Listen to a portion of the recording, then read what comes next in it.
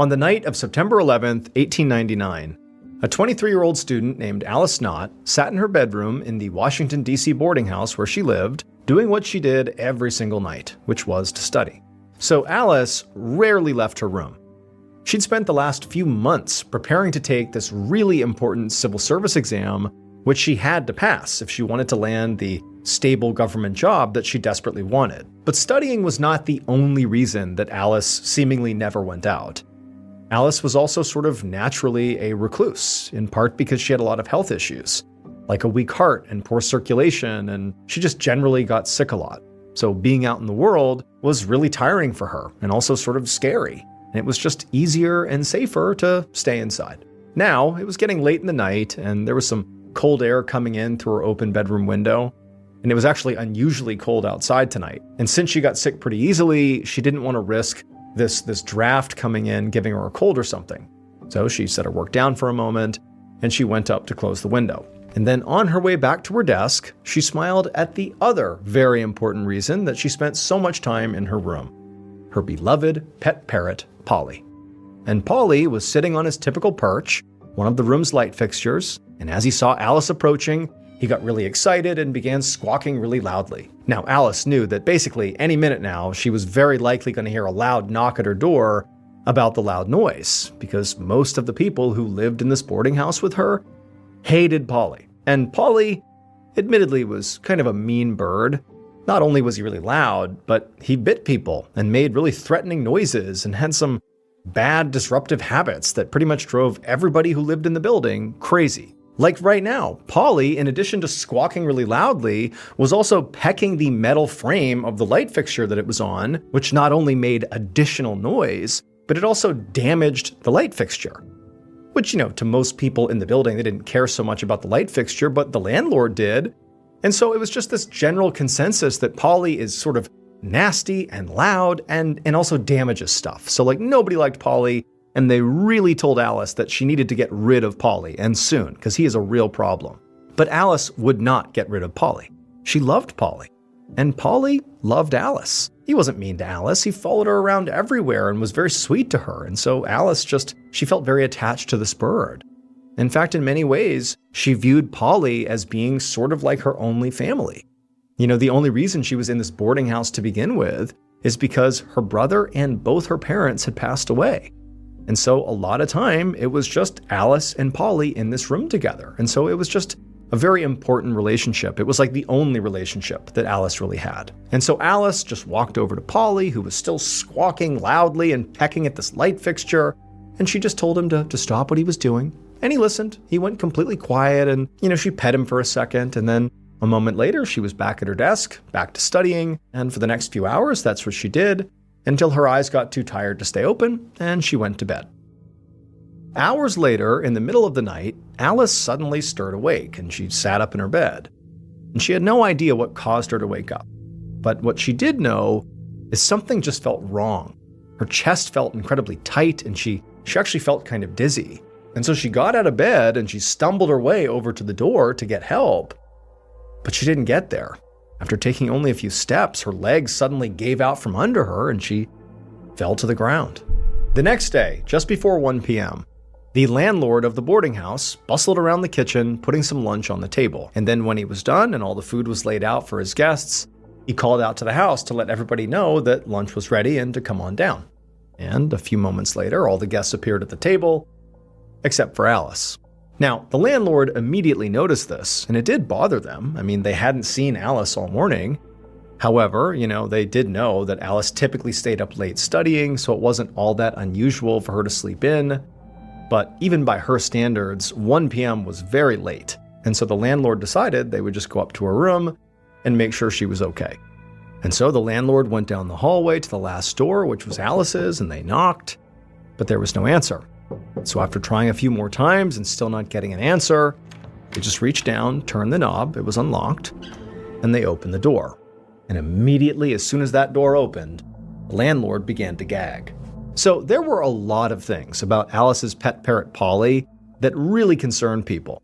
And Alice, who loved her bird and considered it the only thing saving her from total awful loneliness, sort of looked the other way when it came to all those concerns. However, there was one thing that Alice should not have ignored, and that was her parrot's drug problem. So in 1899, interior lighting inside of homes was almost exclusively open flames, and those flames were powered by gas. And it would turn out Polly regularly liked to inhale that gas. He would basically get high. When he was pecking at the light fixture, he wasn't doing it just to make noise or to damage it. He was doing it to turn the valve in order to suck on this gas until he basically passed out. Now, Alice did know Polly did this, but she would typically stop him while he was in the process of trying to get high and just kind of keep him from doing it. Or if after he had turned the valve and passed out, she would just move her parrot and then close the valve. Or she would keep her window open to ensure that the gas wouldn't get trapped in her room. But on this night, it was so cold outside, she shut the window, and then she fell asleep because she was so exhausted from all the studying, and it was after she had fallen asleep that Polly pecked the valve open, got high on the gas, passed out, and then the room continued to fill with this poisonous gas. So when the landlord opened up the door, the reason they gagged is they were hit by this surge of gas that had been trapped inside the room for hours. And then when they looked inside, they saw Alice's body lying on the ground by the bed, not moving, and then at the landlord's feet, flattened on the ground with their beak wedged under the crack at the bottom of the door, was the parrot. Alice would die from inhaling the gas, but the parrot survived because he was able to make his way over to the door and breathe in that fresh air. And so the parrot recovered and would continue to huff gas whenever it got the chance.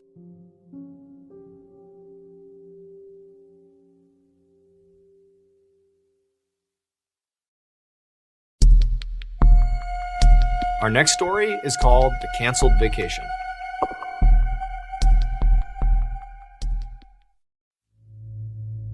Late one night in September of 1993, 43-year-old Linda Gowdy suddenly startled awake inside of her bed in her home in Stoneham, Massachusetts.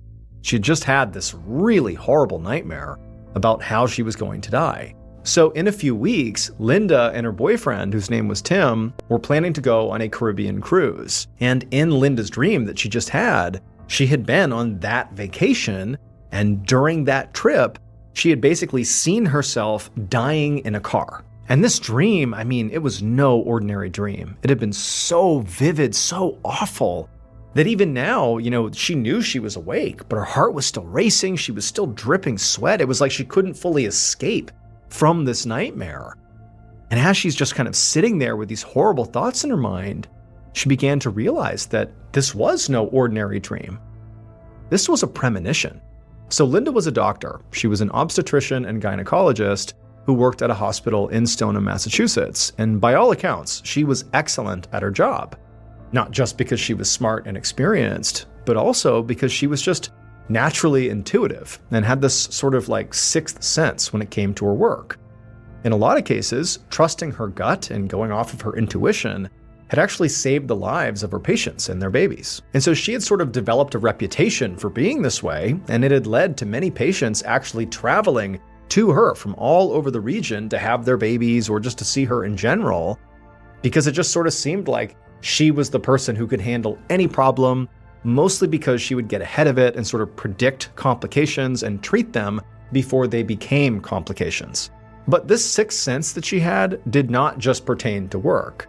She also would have, these sort of gut feelings or premonitions, like the dream she had just had, about her personal life. And almost always, her intuition on these things or her visions of the future would pan out to be right. So Linda knew that in order to literally protect herself, she needed to cancel her trip to the Caribbean. And even though she knew this was the right call, it didn't stop it from being hugely disappointing. She'd planned this whole trip, she'd been really looking forward to it, as was her boyfriend Tim, and also she sort of felt like this was an important trip for her relationship with Tim.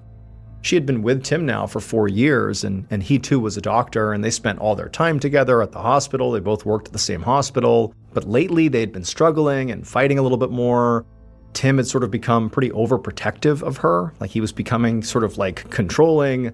And so it was just sort of exhausting dealing with their relationship issues. And this trip to the Caribbean she saw as like this easy way to like get out of their normal lives and work on their issues, but in a happy sort of fun environment. It felt like they needed it for their relationship. But now Linda knew she would not only have to break the news to Tim that they were going to go ahead and cancel this trip, but also she would need to go find something else, some other way for her and Tim to reconcile, call it a different vacation or some other outing or something to like break the norm, which had become sort of toxic. So on this night, eventually Linda calmed down from the shock of waking up to this horrible nightmare, and she laid back down and she just told herself that she would figure it out in the morning. Like, this was obviously bad, but at least she wasn't gonna die in a car crash in the Caribbean.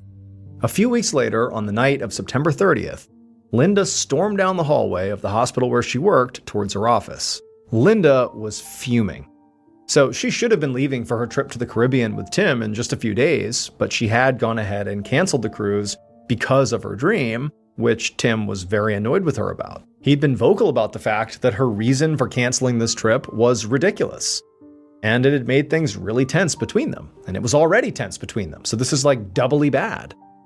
And now, just a few minutes ago, they had actually run into each other in the hospital hallway because they both worked there together, and they had gotten into this huge fight about the cancellation of this trip, and other coworkers had actually overheard it. And so now Linda was not only mad, but also embarrassed, that other people saw her fighting. And so as soon as she got into her office, she just slammed the door behind her and sat down and tried to focus on her work, reviewing patient charts and other things like that, but she just couldn't. Now, Linda knew that canceling this trip was the right thing to do. She was sure that if she had gone to the Caribbean, she and maybe even Tim would have died in a car. Like, she knew that she was preventing that.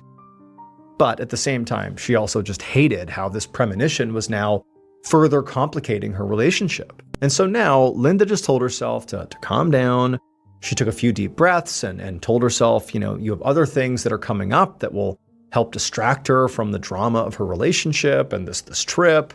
Like, she had a massage she had booked for herself on her day off tomorrow, and she also had her college reunion this weekend. Two things she was definitely looking forward to that so far anyways, she had not had a premonition about, so she had not canceled. Finally, around 8:15 p.m., when Linda's shift finally came to an end and she had left the hospital to make her way home, she actually was in pretty good spirits. Even though she had certainly not resolved things with Tim, they were still very much fighting. This Caribbean trip really had become a pain in both of their sides. Despite all that, Linda was determined that, she's not going to let this be just a constant drag on her life. She needs to just live her life and just go forward, and in time, things will sort themselves out. 4 days later, on the afternoon of Monday, October 4th, one of Linda's friends was driving towards the hospital where Linda worked. And this friend was very worried about Linda, since she hadn't heard from Linda since they spoke on the phone last Thursday, which in and of itself was not a particularly big deal, since they didn't speak every day. But this friend had also spoken to one of Linda's coworkers that morning, who was also worried about Linda, because Linda apparently didn't show up for work that morning, and the staff at the hospital were very worried, and they had even sent someone to Linda's house to check on her to make sure she was okay, but she wasn't home. And Linda, she rarely missed work, and if she did, she called in. And so to find out that she hadn't called in and nobody knew where she was, combined with the fact that this friend has not heard from her, like, the friend is thinking something's wrong here. And so they were going to the hospital to basically get together with their coworkers to just get to the bottom of this, to figure out what happened to Linda. But now, as the friend turned into the hospital's parking lot, she could immediately see that something was terribly wrong here, because the lot was crawling with police officers. They'd completely roped off the whole area, and then there was this one big group of people sort of standing over at the perimeter. And so when the friend pulled up and parked their car, she got out and she rushed over to this group to see what they were all looking at. And when she saw, she just gasped. It would turn out Linda's premonition was eerily accurate, but Linda had misinterpreted it.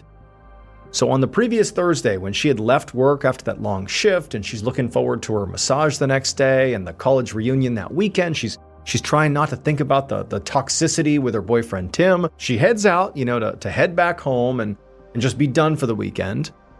But she never makes it home. In fact, she never leaves the hospital grounds, because shortly after leaving the hospital, Linda was attacked and strangled to death.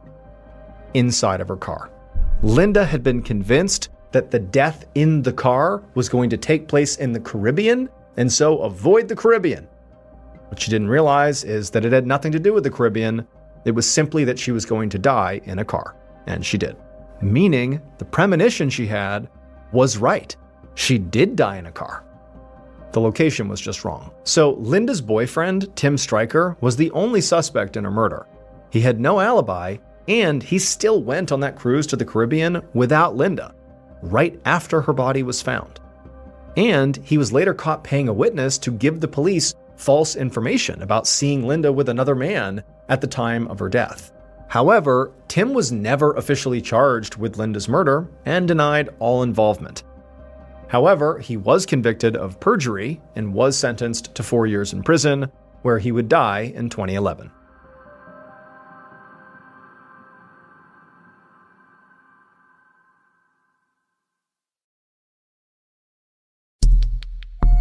The next and final story of today's episode is called The Ring.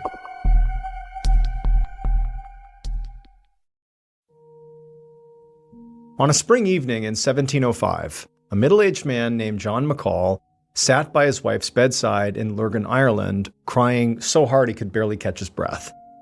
His wife, Marjorie, had unfortunately just passed away minutes ago from what appeared to be a horrible fever. So John was actually a doctor, and a few days ago, when his wife came down with this fever, even though John had not been able to actually diagnose what was causing her fever, what he did know is that the fever was just ravaging her body and it was going to kill her. And so over the next couple of days, John just had to watch in horror as his wife basically just shut down.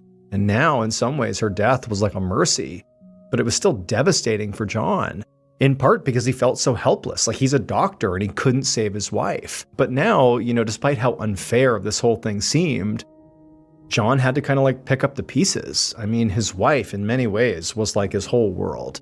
They had kids, they had grandkids, they were only in their 50s, but much of those 50 years have been spent together. And so now it's like he was this lost soul. And so he just looked down at his wife and he just reached out and he grabbed her hand, the hand that he was so familiar with, and he squeezed it. And it was just limp.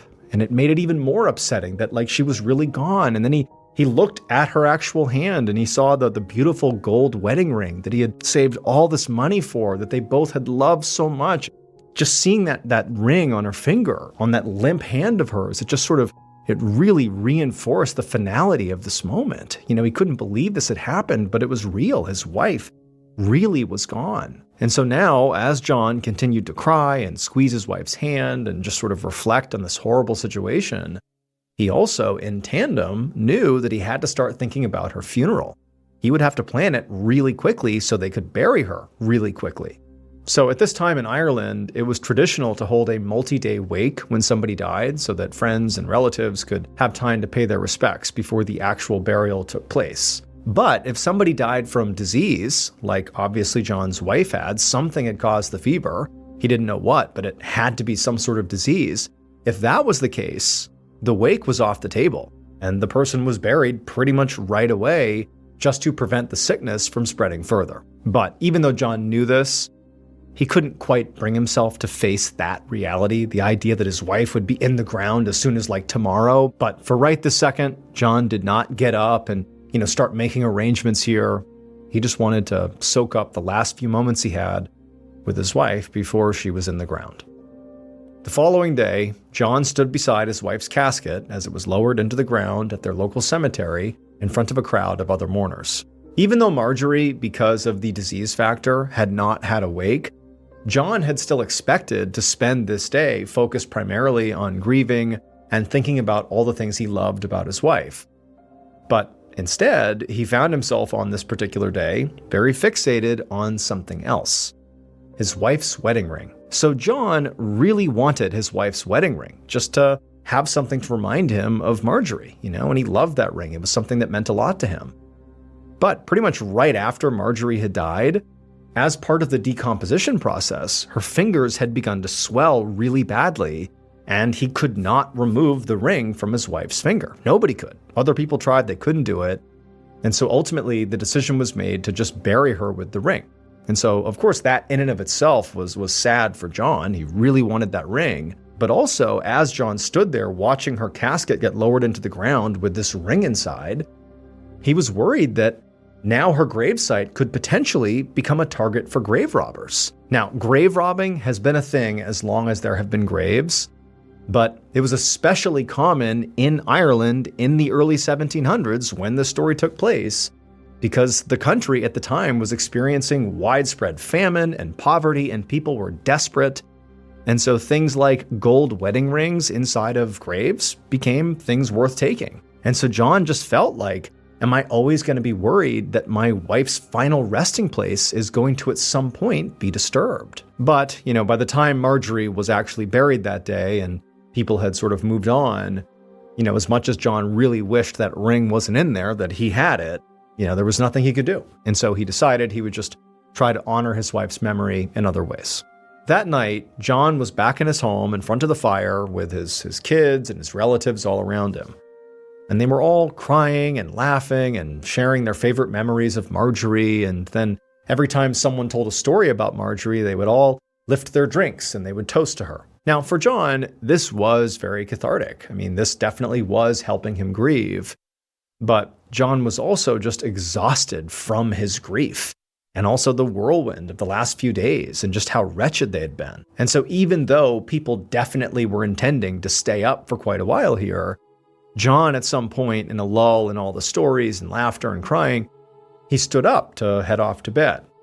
But as soon as he did, as he began leaving the crowd and they're all kind of watching him, he heard a knock at the door. And so John sighed and headed towards the door, assuming it had to be one or more mourners who want to come in and pay their respects and just sort of be there for him. But when he opened the door, it was not a mourner. It was something else entirely. And when he saw what was out there, it made his breath catch in his chest, and then suddenly he felt this shooting pain rocketing through his chest. Then he felt his legs buckle underneath him, and before he knew it, he was falling to the ground.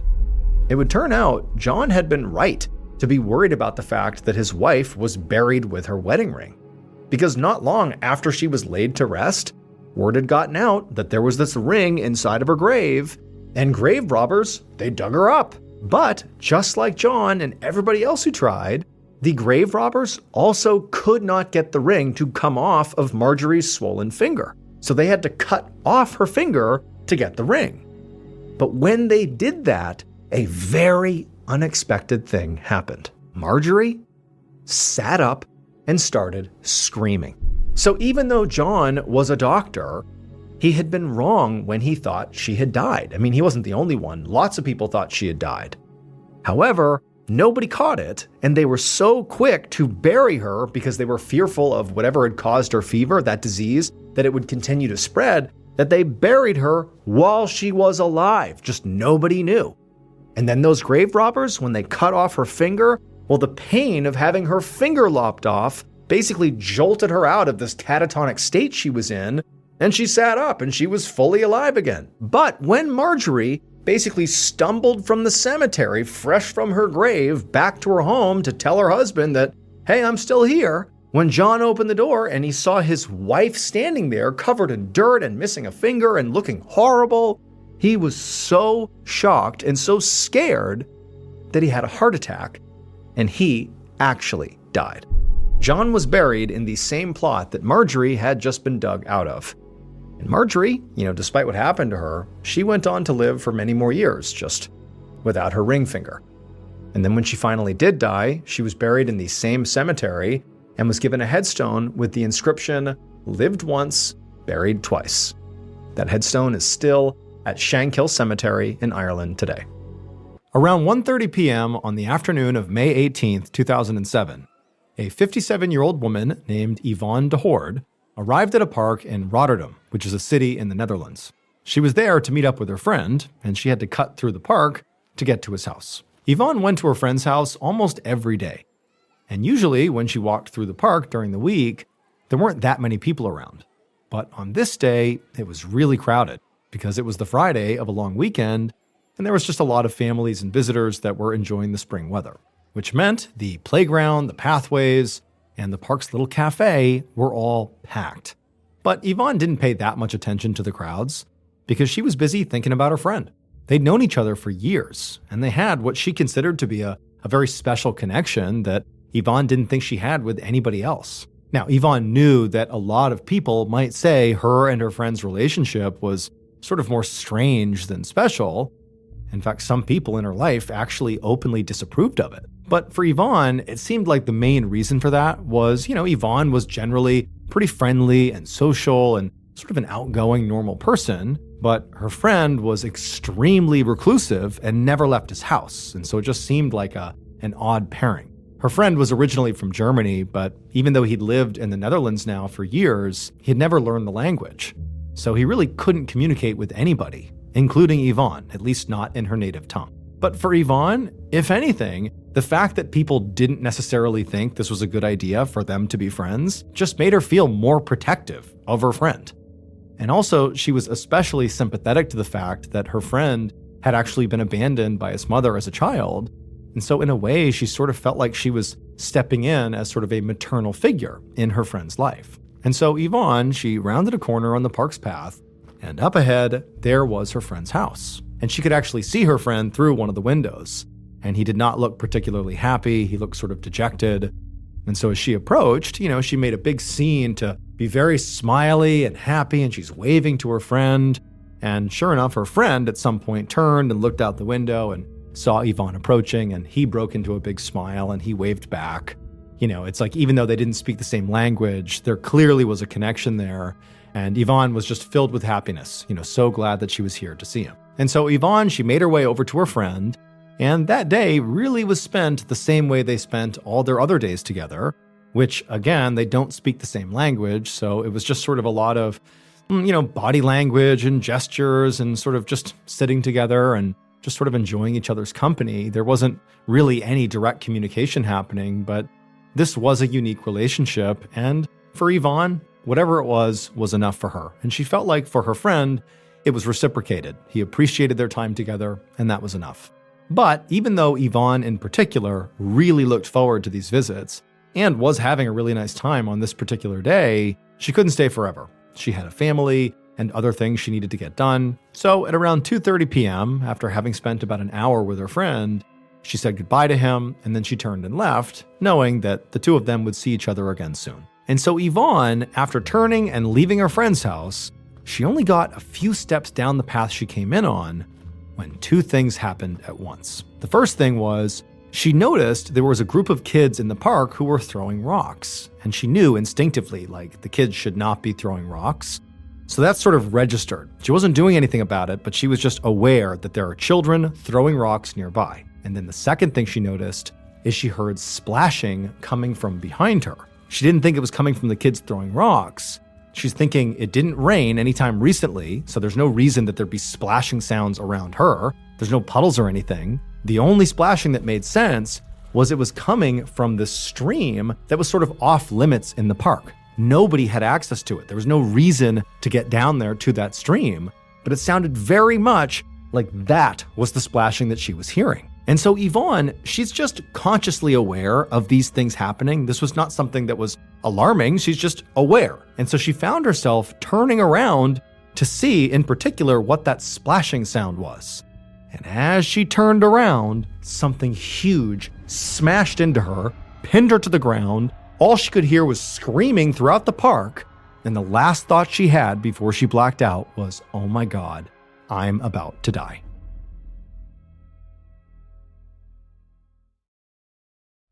Not far away, a man named Arvid Hendricks, who had also come to this same park with his wife and his two kids, heard the screams echoing through the park. He was right outside the cafe that Yvonne had been walking towards, and he had just been about to go inside when all this commotion had started. So this particular cafe sat on a path that cut through the park itself.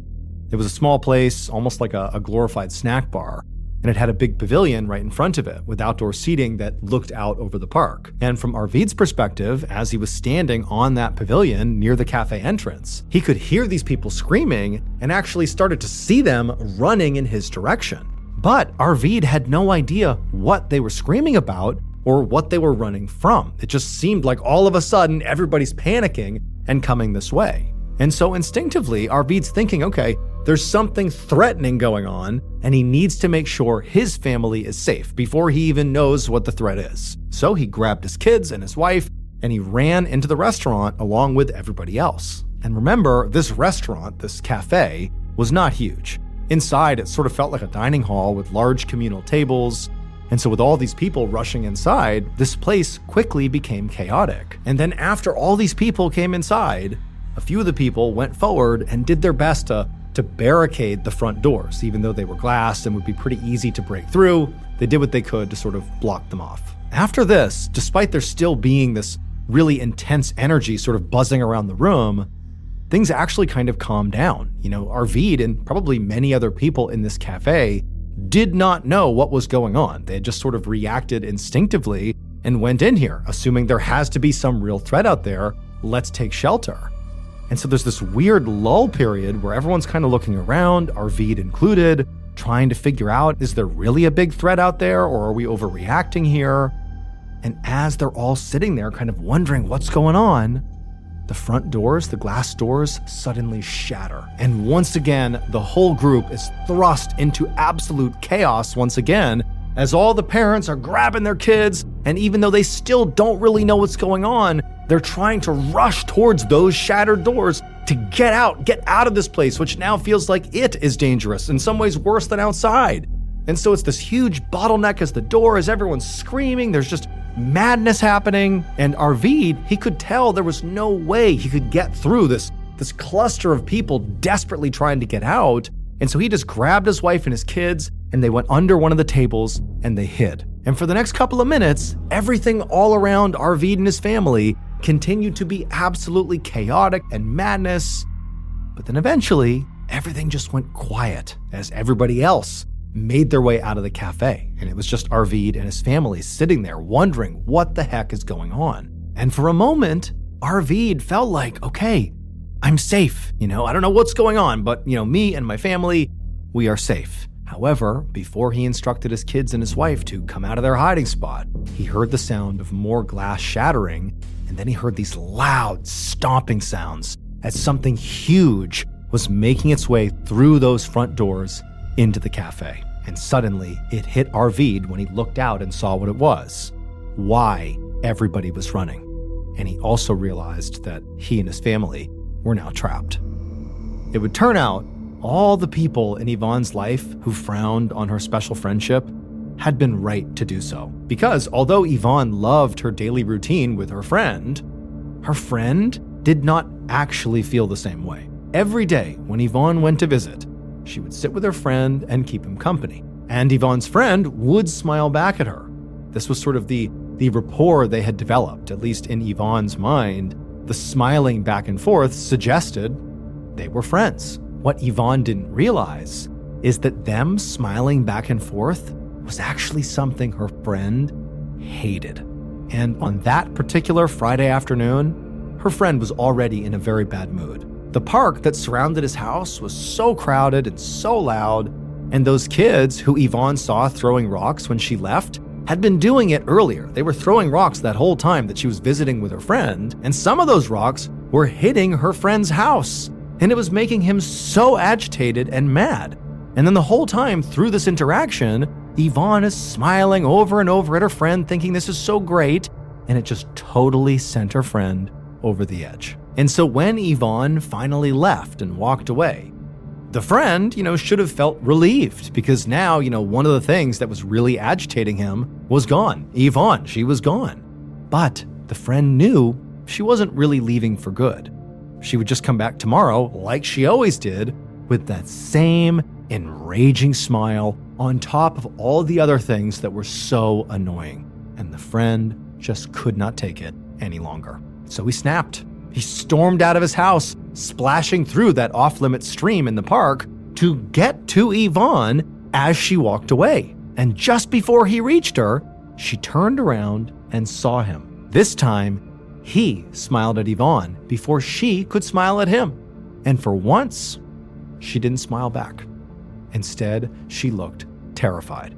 And this was because Yvonne's friend was a 400-pound silverback gorilla named Boquito. and the park he lived in was a zoo. To silverback gorillas, smiling is not a sign of friendship. It's a sign of aggression and hostility. So it's very likely that from Boquito's point of view, almost every day for years, Yvonne had been coming to his enclosure, in essence, to threaten him. At least that's very likely how he interpreted it. And he had been basically threatening her back whenever he smiled by showing his teeth. And he thought maybe that would get her to go away, but it never worked. She always came back and just continued to threaten him. And so eventually, like the story goes, it became too much. Luckily though, Boquito didn't harm really anybody except for Yvonne. He bit her over 100 times and broke multiple bones, but Yvonne did survive. But no other guests were harmed, including Arvid and his family. They were trapped in that cafe with Boquito, who after attacking Yvonne had charged in there and was walking around, but Boquito never attacked. And so at a certain point, Arvid and his family were able to run to safety. After she recovered, Yvonne would tell the media that Boquito was still her darling. That's what she called him. And in fact, she would go back to the zoo to see Boquito after that. But this time, she didn't smile.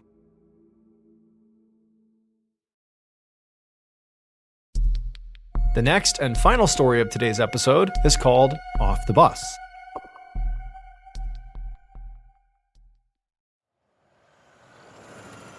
At 3 a.m. on August 11th, 1965, a 19-year-old student named Ali Dogan sat in the front seat of a passenger bus as it headed down a dark, narrow road in northwest Turkey. Ali and about 50 other passengers were on their way from the city of Ankara to Istanbul, which is the largest city in Turkey, and they were about 3 hours into a 5-hour trip. Ali had passed the time so far by speaking with the man who just happened to be sitting next to him. He was an Air Force lieutenant. The lieutenant told Ali that originally he had actually been booked to take a flight to Istanbul, but he had missed the flight, and so here he was on the bus.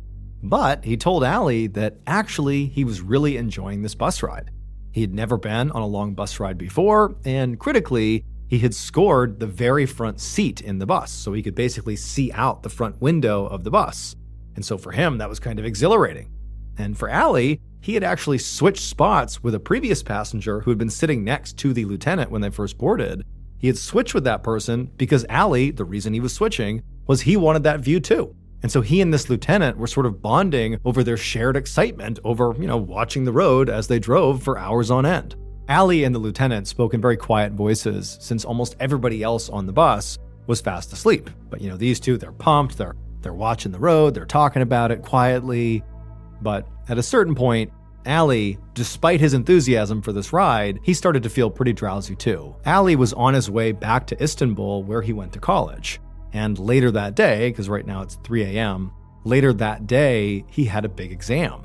And he knew that as much as he wanted to stay up and sort of enjoy the ride, he really needed to get some sleep. So he took his sweatshirt and rolled it up like a pillow, put it behind his head, told the lieutenant he was going to sleep for a bit, and then he put his head back and closed his eyes. However, about 15 minutes later, when Ali was just really beginning to actually fall asleep, the bus was suddenly filled with screams, and Ali, he opened his eyes and he was looking out forward in the direction the bus was going, and he saw these bright headlights bearing down on the bus, and he knew they were about to collide with somebody on the road. And then the bus hard swerved to the right, and Ali's trying to hold on to the partition to keep himself seated, and he's getting ready to smash into this other vehicle, but right at the last second, the bus turns and slams off the road and comes crashing down in this ditch right off the side of the road. And then the bus kind of lurched to a stop because the bus driver was able to stop the crash. And for a second, Ali's looking around, everyone's so shaken up by this, and he's feeling, very relieved that they did not smash into an oncoming car. But despite feeling that relief, Ali quickly realized they had another problem. The bus was starting to fill with smoke. And so Ali and the lieutenant, in virtue of sitting at the very front of the bus, were the closest to the door leading off the bus. And now clearly everybody needs to evacuate. There's some kind of fire that's happening because of the crash they've just been in. And so Ali and the lieutenant, they stand up, and the bus is kind of at a slant here because they're in this ditch, and they go up to the very front of the bus, and they actually look out the cracked front windshield, and they see there's this huge truck also in the ditch on the side of the road, and they're figuring that they must have collided in some way, like that was the truck that forced the bus off the road. And so it's like, okay, They've gotten into this accident. There's clearly a fire. We just got to get off this bus. And so Allie and the lieutenant, they get to the door and they try to open it. But the way the bus kind of crashed into this ditch, it sort of warped the frame of the bus. And so the lieutenant, he got down there and he began smashing on this door to try to open it up. And as this is happening, the smoke is getting much more intense inside of this bus, and all the people on the bus, the 50 some odd passengers behind them, they're starting to panic. Everyone's rushing forward, bumping into Allie and the lieutenant, trying to get off this bus. And then finally, the lieutenant, he manages to force open the doors. And the second he does, this additional rush of black smoke comes pouring into the bus. It's like you can't even see anything. Everyone's choking and screaming. And the lieutenant, he just yells to Allie to go, get out, jump out. And so Allie, he's the first one off the bus. He climbs down the steps. All he sees is smoke everywhere. He really has no idea where the fire is actually coming from. And so instinctively, he just jumps out of the bus, just jumps as high and as far as he possibly can. And he actually hits the other side of the ditch. And he kind of stumbles and climbs up and gets away from the bus. And as soon as he did, he turned around and he's looking at the bus, and it's nighttime, but even still in the darkness, he just sees the bus is completely engulfed in all this smoke. He can't quite tell where the fire is. He's thinking, the engine must have caught fire and it's spreading across the undercarriage of the bus, but it's getting so bad. And he's hearing all the people on board desperately trying to get off out that door the lieutenant had forced open. But there's some kind of bottleneck. They're not getting out. It's like they're stampeding towards the front of the bus.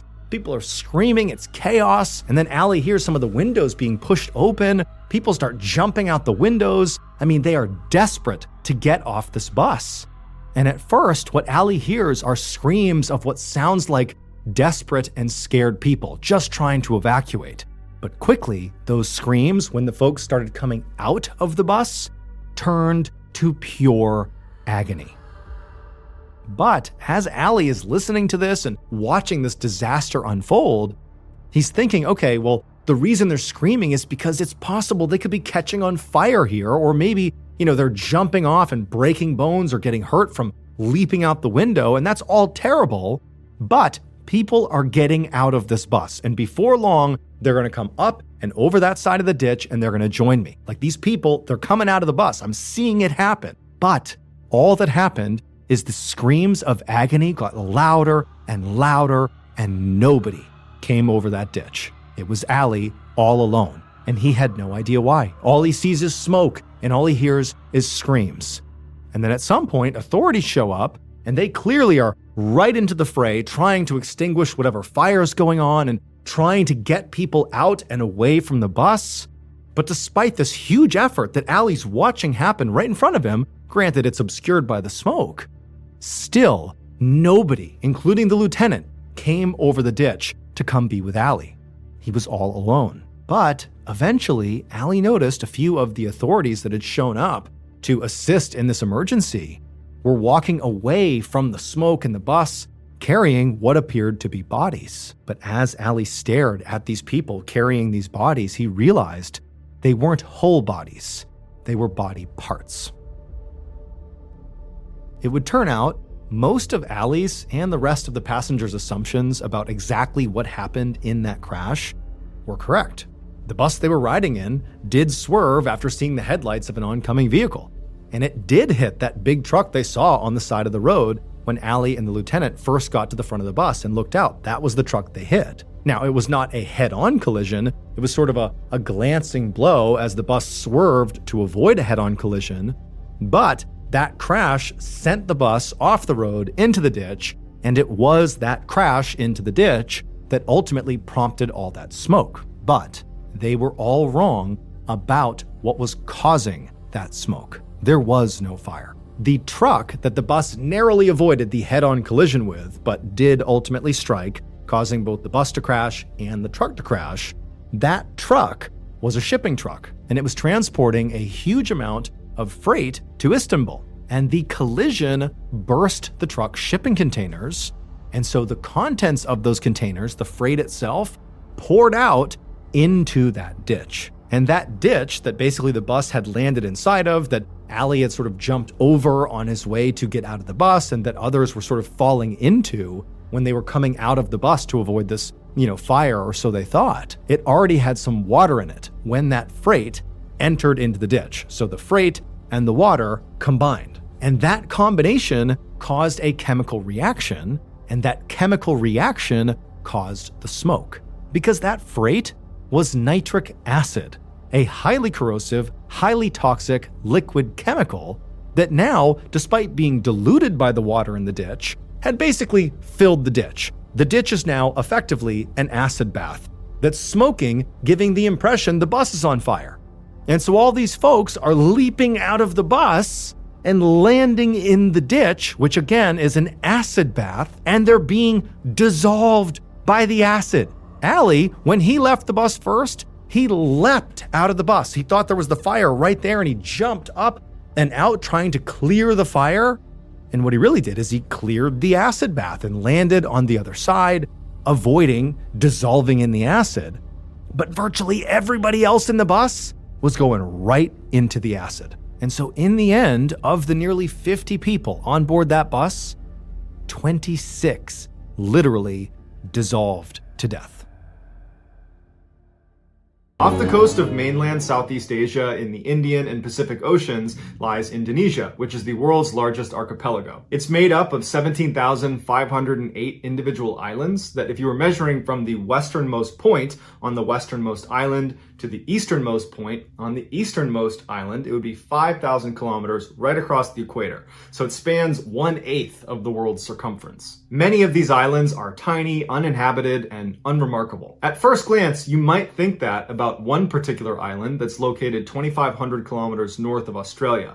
And I would tell you the name of this island, but if I did, I would be giving away the island's secret. Living on this island are 2,000 people who are direct descendants of former convicts who were exiled to this island. And they share this island with a particular predator that is endemic to this island, who is a direct descendant of flesh-eating dinosaurs. It can grow up to 10 feet long and weigh up to 350 pounds, and its taste buds are so immaculately developed, it can taste blood in the air up to 9 kilometers away. These creatures are so good at smelling blood and death that anytime there is a burial on this island, they have to put big boulders over the gravesite. Otherwise, these creatures will come running out of the jungle and dig up the freshly deceased and eat them. This creature's bite is savage, and they certainly have the ability to rip a person in two, and in the past they have.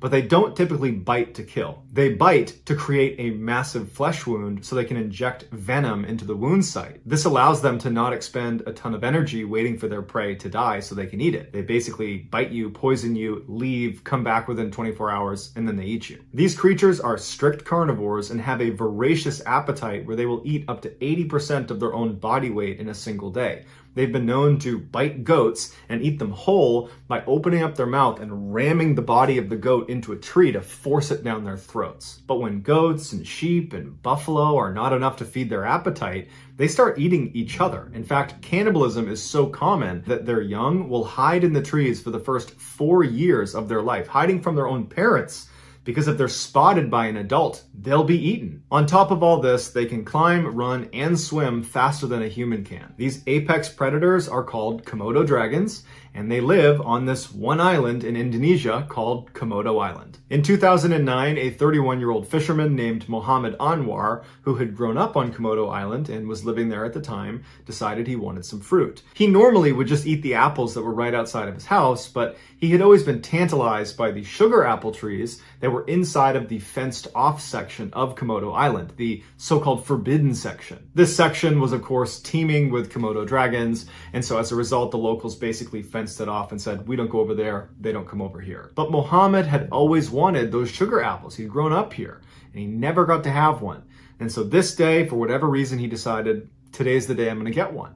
And so he goes over to the fence and he's looking out, and there's some fairly tall grass, so he can't see what's on the immediate other side of this fence, but it's pretty open and he can see the trees. They're a little bit off in the distance. And so after looking around and feeling like the coast was clear, he hopped the fence and he ran out to the sugar apple tree. Mohammed's neighbor, Teresa Tawa, was outside and happened to look over at Mohammed right as he hopped the fence into the forbidden section. And so she ran over to the fence and yelled to him to come back, but he didn't hear her. And so she's standing at the fence looking out, scanning herself to to see if there's any Komodo dragons out there, and she didn't see any. And so she turns her attention to Muhammad, and she's watching him, hoping that he just gets the apples and comes back without incident. And as she's watching, she sees he's reaching out and extending his arm just far enough. He wants to get one more apple, and he loses his footing and he falls to the ground. From her perspective, she couldn't see Muhammad on the ground because the tall grass obscured him. So she didn't know if he's laying there unconscious or if he's just rolling around and he's in pain and he's about to stand up. And so she's just looking anxiously, hoping he stands up soon. And then she hears the sound of two Komodo dragons running through the tall grass. She can see the grass moving as these two massive creatures are running and grunting at full speed towards Muhammad. Muhammad, when he fell, he had cut himself, and they smelled his blood, and they charged over, and Teresa could only scream and yell for help as these two Komodo dragons ate Muhammad. The authorities were able to get out there pretty quickly, and they were able to get the Komodo dragons off before they actually consumed him, but he was already dead. Today, you can actually go to Komodo Island as a tourist, but it costs you $1,000 to get a membership fee, and then once you get there, you're only allowed to be in a couple different sections that are totally regulated, and you're really not anywhere near the Komodo dragons because it really is extremely dangerous. On the evening of June 20th, 1965, four high school friends set off for a remote desert location about 90 miles northwest of Las Vegas, Nevada, that was within the very famous Death Valley. They arrived at their destination, which, if you didn't know any better, would just look like the middle of nowhere in the desert. But to them, they knew exactly where they were. And so they parked their car, they got out, and they began unloading very heavy underwater diving equipment and began walking it up a nearby hill. The group was made up of 19-year-old Paul Giancontieri, his brother-in-law, 20-year-old David Rose, 19-year-old Bill Alter, and his younger brother Jack, who was 16 years old. As these four boys walked their diving equipment up this hill, they were hit with sign after sign after sign that was telling them, do not go any farther, turn around. They made it to the top of the hill and they were met with a huge fence, which once again said, do not go any farther. Without any hesitation, they went right under the fence and began walking down the other side, which was a very steep 30-foot rocky slope that led down to this very narrow strip of water that was the entrance to a very famous underwater cave called the Devil's Hole. Their plan was to dive all the way down to the bottom of the cave, which was at 325 feet. So they get down to the bottom of the hill and they begin putting on their scuba gear, and Jack, the youngest, he's like, you know what, guys, I'm having second thoughts. No, I don't want to do this anymore. And they're like, hey, suit yourself. And so Jack volunteers himself to sit on the outside and be their lookout. The other three, Paul, David, and Bill, they're totally still doing this dive. And so they put on the rest of their equipment, they hop in the very warm water. It stays at about 92 degrees Fahrenheit year round inside of Devil's Hole. They check their flashlights a couple of times, and when they're ready, they signal to each other and they begin their descent down into the dark abyss that is the Devil's Hole. So for the next couple of hours, Jack just sat on the surface waiting for his brother and his two friends to return. And just after midnight, David and Bill did return, but Paul didn't.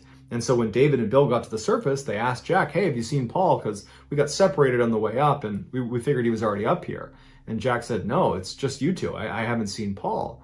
And so David and Bill look at each other and they know they have a problem. And they're like, we got to go back down. And so they put the regulators back in and they turn and start swimming down. Bill would say when they went back down to look for Paul, Dave was leading and Dave was going really fast to the point where Bill couldn't keep up with him. And you got to remember, it's pitch black down there and Bill's got his flashlight. That's the only way he can see Dave. And Dave was creating separation and getting farther and farther away. Bill had no way to stop him. And at some point he lost him. Dave was just gone. And so Bill, not wanting to turn this into an even bigger problem, stopped where he was and went back to the surface. And he and his brother Jack just sit there anxiously waiting for Dave and Paul to return, but they don't. And so at some point, Jack went and got authorities. When the police got the report about the two missing divers inside of Devil's Hole, I'm sure on some level they were like, that's why the signs are there. You're not allowed to dive in there. But they put that aside and instead they contacted a guy named Jim Hoots, who was a professional diver who regularly dove inside of Devil's Hole, so he's very familiar with it. And they got him on scene within a couple hours to go looking for these guys. And originally the hope was Paul and David had found their way into a section of Devil's Hole called Brown's Room, which was this big air pocket that perhaps in an emergency situation they had found their way in there and now they're trapped. So Jim and his dive partner get to the edge of Devil's Hole, they put on their gear, they hop in the water and they begin their descent. And it's totally dark, they got their lights, and they go down about 90 feet to where the tunnel basically funnels down to a point. And through this point, you have to wriggle through and push through. Once you get through that, you enter into this massive chasm that if you shine your light in any direction, the walls are so far away that initially it looks like you're shining a light into infinity. It's this massive, massive space. But for them to get to Brown's room, the first place they're going to look for these guys, they needed to push through that little funnel and then immediately turn left and track the ceiling until they find a tunnel that goes back up again. And that is the tunnel that's very claustrophobia inducing. It's very tight. That if you take it 90 feet back up, you get to Brown's room, and that's that big air pocket. And so Jim and his dive partner, they make their way up this tunnel, they get to the air pocket, and there's no divers. And so they go back down through the tunnel, back into that huge chasm, and instead of going back to the surface, they knew that if they didn't find them in the air pocket, they were going to go down a little ways and see if they could find them on this one area called the lower ledge. And so the lower ledge was just a rocky outcropping that was about halfway down to the bottom of the cave. It was a natural break point before you went to the bottom. And so as they're descending in this infinity chasm, Jim is shining his flashlight in every direction looking for signs of these guys. And at some point, his light picks up a reflection on the lower ledge. And so they get down to the lower ledge, and that reflection was from a dive mask, the glass of the dive mask. It was sitting right on the lower ledge, and then next to it was a single dive fin. So Jim and his dive partner, they pick these items up, they go back up to the surface, and they confirm with Jack and Bill Alter that yes, that mask and that fin belonged to Dave and Paul. And then afterwards they say to the search party, look, we were in Brown's room and they weren't in there. And so there's nowhere else they could be alive. And by now they've run out of air. And so that mixed with the fact that we're finding their equipment strewn about the chasm, it's safe to say they're more than likely deceased. Jim and his dive partner said, look, we'd like to go back in and go all the way to the bottom. We stopped at the lower ledge, so we don't know what's down there. We anticipate we'll be able to find their bodies and we can at least confirm they're down there and then shift to a body retrieval mission. So Jim and his dive partner get back in the water. They go down the 90 feet to that little section you have to wriggle through to get into the chasm. Once they're inside, they keep going down. They pass the lower ledge and they go all the way down to 325 feet. Now this cave is huge and the floor bottom is huge, but it's not so huge that you wouldn't be able to spot two bodies that have just recently landed down here. And so Jim and his partner are scanning their light across the bottom, which is relatively flat. You can see pretty far because of how clear the water is, and they're not seeing anything on the bottom. They're looking all over the place and there's no bodies, there's no equipment, there's nothing. And they're thinking, how are we missing this? How are we not able to see this? And it was at this point that Jim noticed a little hole in the bottom of the cave floor, barely big enough for a full-size person with tanks to fit through, that he hadn't seen before. And so they make their way over to it, and Jim says right when he was on the edge, he felt a fairly strong current being pulled past his legs down into this hole. It was almost like this was a drain on a bathtub and someone had pulled the plug and now all the water is draining into this little hole. And so Jim and his dive buddy kind of push themselves back to make sure they don't get sucked in. And Jim pulls out a weighted piece of string that goes out to 932 feet. And he would use this if there was ever a tunnel that he wanted to go down and he wanted to size up how deep it was. He would extend the line and he would let it fall until it hit something and then he would stop it. And on the line were marks of how deep it was. And so he let this line go inside of this hole and it went all the way down to 932 feet without touching any surface, meaning it's at least 932 feet deep from that point down. So Jim just pulls his line back up and he looks at his dive partner and he's like, yeah, no, we're not going down there. Not only were they not equipped to go that deep, they also both knew if we go in this hole, there's a good chance we won't be able to get back out again because the current is so strong. So Jim and his dive partner go back to the surface and they say, look, we couldn't find their bodies. But what we think happened is they developed nitrogen narcosis, where you're in this sort of drunken state, you don't really know what's going on around you, and that suction slowly pulled them into this hole, and they weren't really aware of their surroundings, and they didn't stop themselves before they got pulled in, and then it was too late, and they were pulled down into oblivion. To this day, they've never found their bodies, and scientists still don't know how deep that hole is, but in 2012, there was an earthquake in Mexico, so 2,000 miles away from Devil's Hole, that caused a tsunami to come through Devil's Hole. I don't know how that actually works, but the scientists say that's what happened. And so scientists believe that hole leads to an underground ocean that connects to other parts of the world as far away as 2,000 miles. Today, diving is still strictly forbidden inside of Devil's Hole, unless you're a scientist, and they stay far away from that hole at the bottom. Pearly Beach is this beautiful little beach town in South Africa that's very popular amongst tourists. There's lots of snorkeling and whale watching and horseback riding on the beach. But behind this beautiful vacation town, down this bumpy access road going inland, you come to this unmarked settlement called Uluxulwany that is like the opposite of a vacation. Basically, everyone there is completely impoverished. Beyond some seasonal cleaning jobs and the occasional gardening job, there's virtually no work in that area. As a result of this crushing poverty, the men in this town have had to take on one of the most dangerous jobs in the world.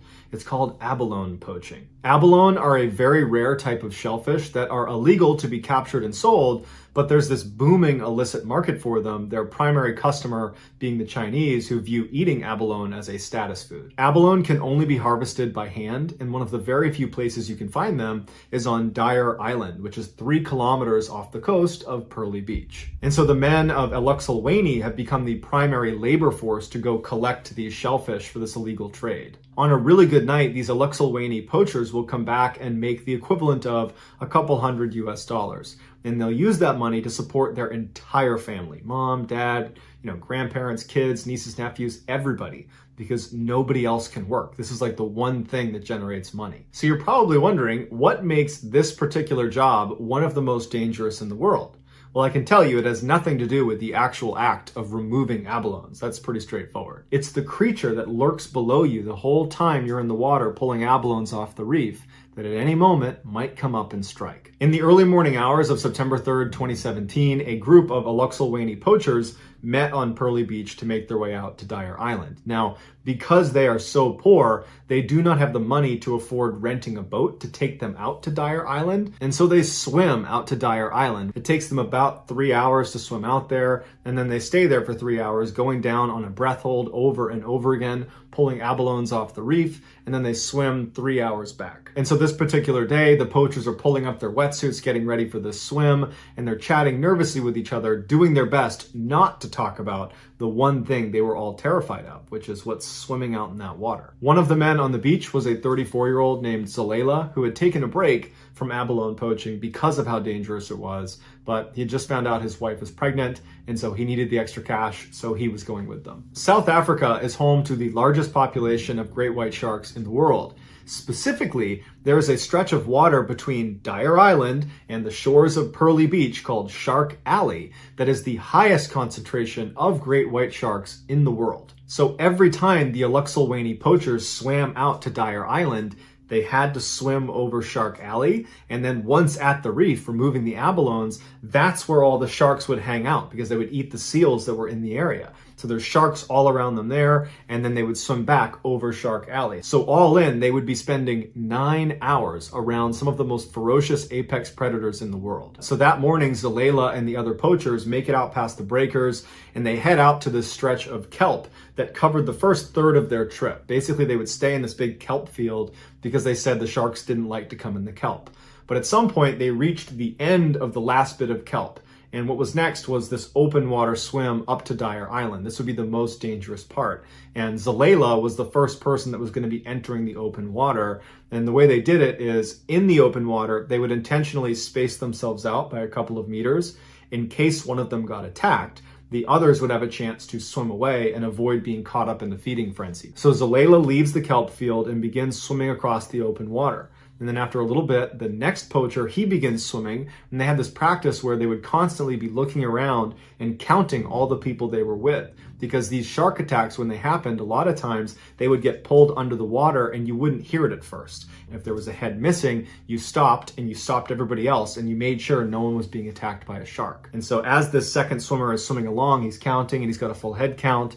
And then he looks and Zalela's missing. And he yells for the others to stop. And as they're kind of poking their heads up to see what's going on, Zalela reemerges in the mouth of a great white shark that is violently shaking him side to side. And Zalela's screaming out, and the other poachers know they can't do anything to help him. And so they turn and they swim as fast as they can. And all they hear behind them is the sudden scream as his face would come out of the water and then go back down again.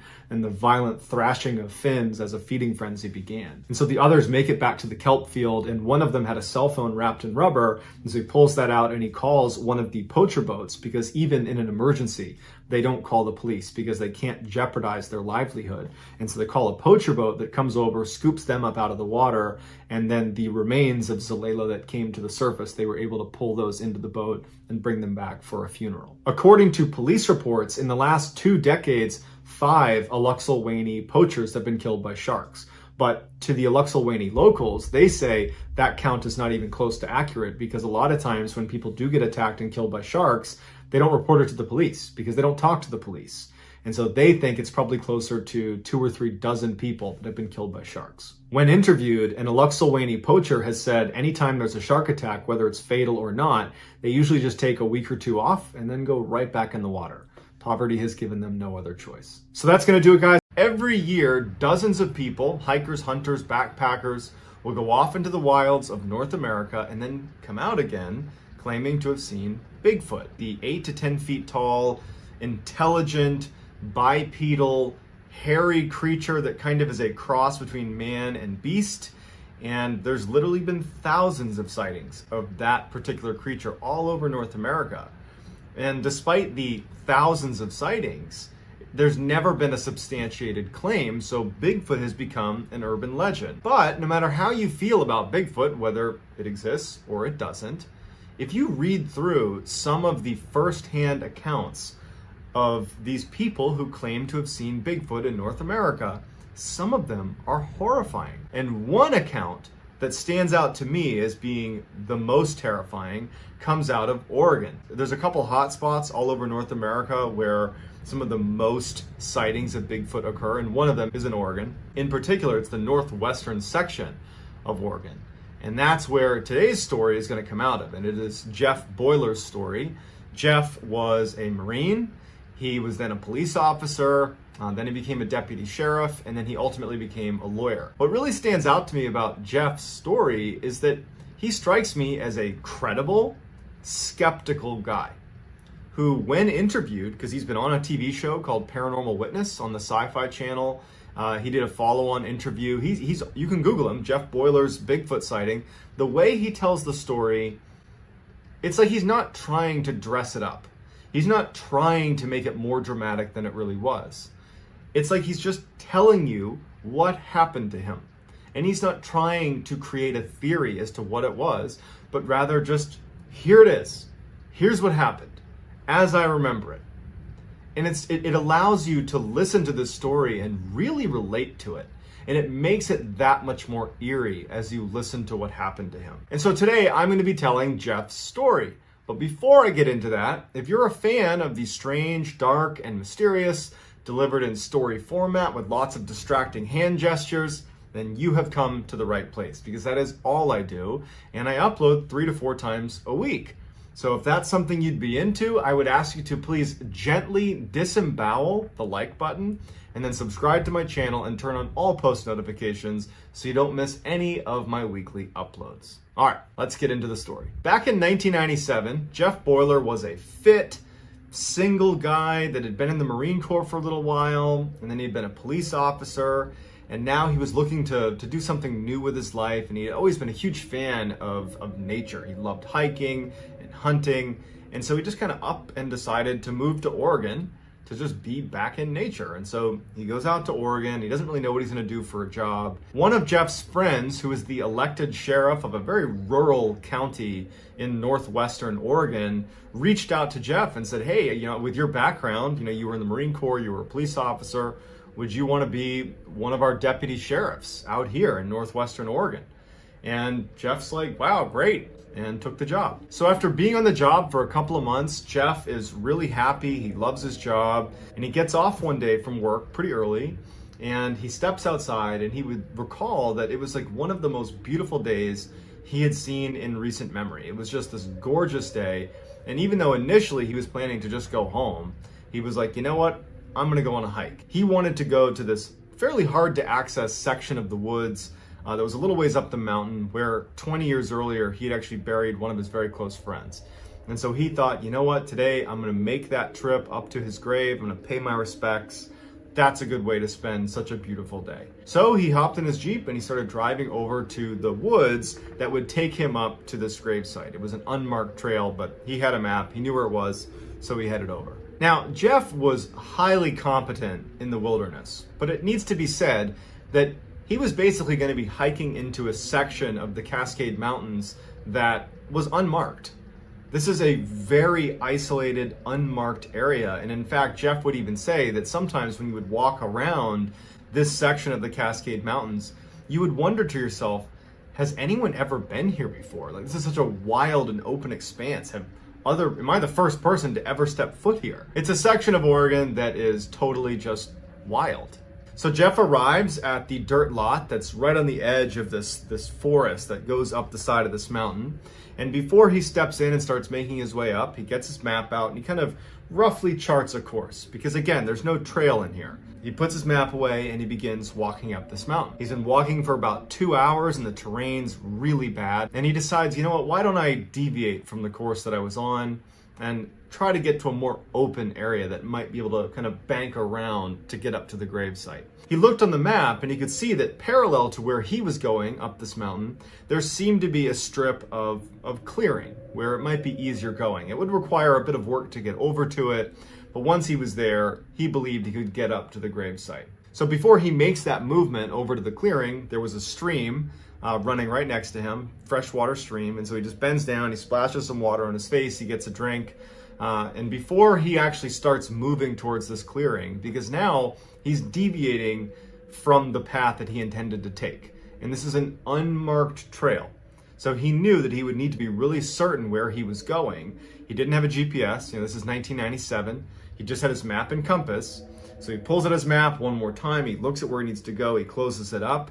And so he pulls out his compass and he takes what's called an azimuth, which basically is a way to make sure you're going in the right direction. And so he pulls the compass up to his eye, and as he's looking, he sees just to the right of his viewpoint, about 20 feet above him, there is a tree and a boulder, and behind that tree, someone is watching him. And so he lowers his compass and he just kind of glances over, and he can tell that it's clearly a figure. It's got 2 eyes in its head and it's looking at him. And he's not immediately scared. He thinks that this is a person who's kind of poking their head around a tree at him. And it's daylight. He knows he's out in the middle of nowhere, but he's looking up at it. And he involuntarily cocks his head, like, huh? And this thing cocks its head. It's mimicking me. It steps out from behind the tree, and it's this huge, human-looking figure that looks very hairy. It's like 8 foot tall. And Jeff's looking up at it like, that's not a human. And so, not really sure what it is, he instinctively reaches for a sidearm, but he can't get it out of its holster. And he's like fumbling with it, and he's keeping his eyes on this thing that's, maybe 50 feet away from him, 20 feet up on this rocky outcropping. He can't get it out. And the figure's just looking down at him, and it's still got its head cocked to the side. He finally looks down to free his pistol. He draws the pistol, but the creature's gone. And he's like, I gotta get a better look. There was a tree that was pretty high that had a bunch of low branches that he could climb up. That would, if he climbed up maybe 15 or 20 feet, he could probably look over into this rocky outcropping. So he starts climbing up this tree, and he looks, and he's now level with that rocky outcropping, and he's looking out, and it stretches off quite a ways. There's a whole stretch of forest right there. And he's looking, and he can't see or hear anything. And he's starting to wonder to himself, like, did I really just see that? Is my mind playing tricks on me? Am I hallucinating? And so he decides, you know what? I'm going to climb back down and I'm going to go up onto that rocky outcropping. Wasn't planning to, but now I'm going to, and I want to see if I can see some tracks or just see where this thing went. He's a Marine. He was a police officer. He was very comfortable in the wild. He just didn't really scare that easily. And so he's just kind of curious. And he's armed, And so he climbs down the tree and he starts climbing up this like little rocky outcropping, and he gets up to where this creature was hiding. There's nothing there. There's no scent, there's no anything. And he just decides, you know what? I'm just gonna walk in the general direction that I think this thing went. Because where he was, which was this rocky outcropping, it kind of dead-ended because it's like a cliff. So he could pretty much only go inland and up this mountain.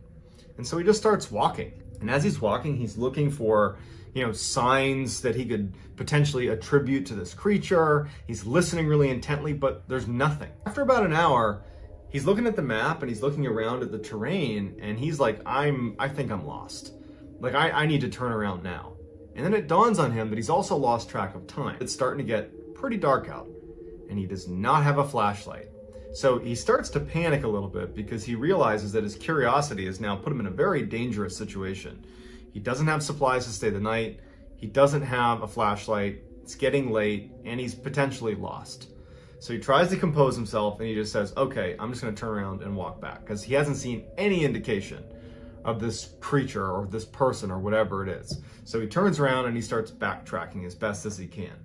And as soon as he starts moving back, from behind him, he hears what sounds like a very large tree break and smash into the ground. And he described it as being louder than most guns. Like, it's an extremely loud sound. And he turns around and he looks. And there's nothing there. But he just figured, that's crazy. Like, I'm lucky that no tree landed on me. He's not thinking that could be, Bigfoot. He's thinking that a tree just fell and I'm lucky it didn't land on me. And so now, even though he is not connecting the falling tree with this creature or person he saw, he's in a bit of a panicked state. And so he can't help but associate the experiences. And so he finds himself, as he's walking now a little bit faster and faster away from where he just was, looking over his shoulder in the direction of where that tree fell and where he believed this creature or person was. And as he's walking, looking ahead where he needs to go, but then peering over his head, over his shoulder, over and over again, he hears another loud snap and fall, and it stops him dead in his tracks. It was ahead of him, off to the right, basically on the exact opposite side of where he had come from. And he's thinking to himself, in all the time that I've spent in the woods, it's so rare to be around a tree suddenly falling, unless it's being caused by another tree falling or some other event. It's rare that you would hear two large trees break and fall independent from one another in the same small area but not connected. That's pretty rare. And he's thinking to himself, if that creature or person had anything to do with it, how did it go from over there to all the way over there without me hearing it? It's moving around without me being able to spot it.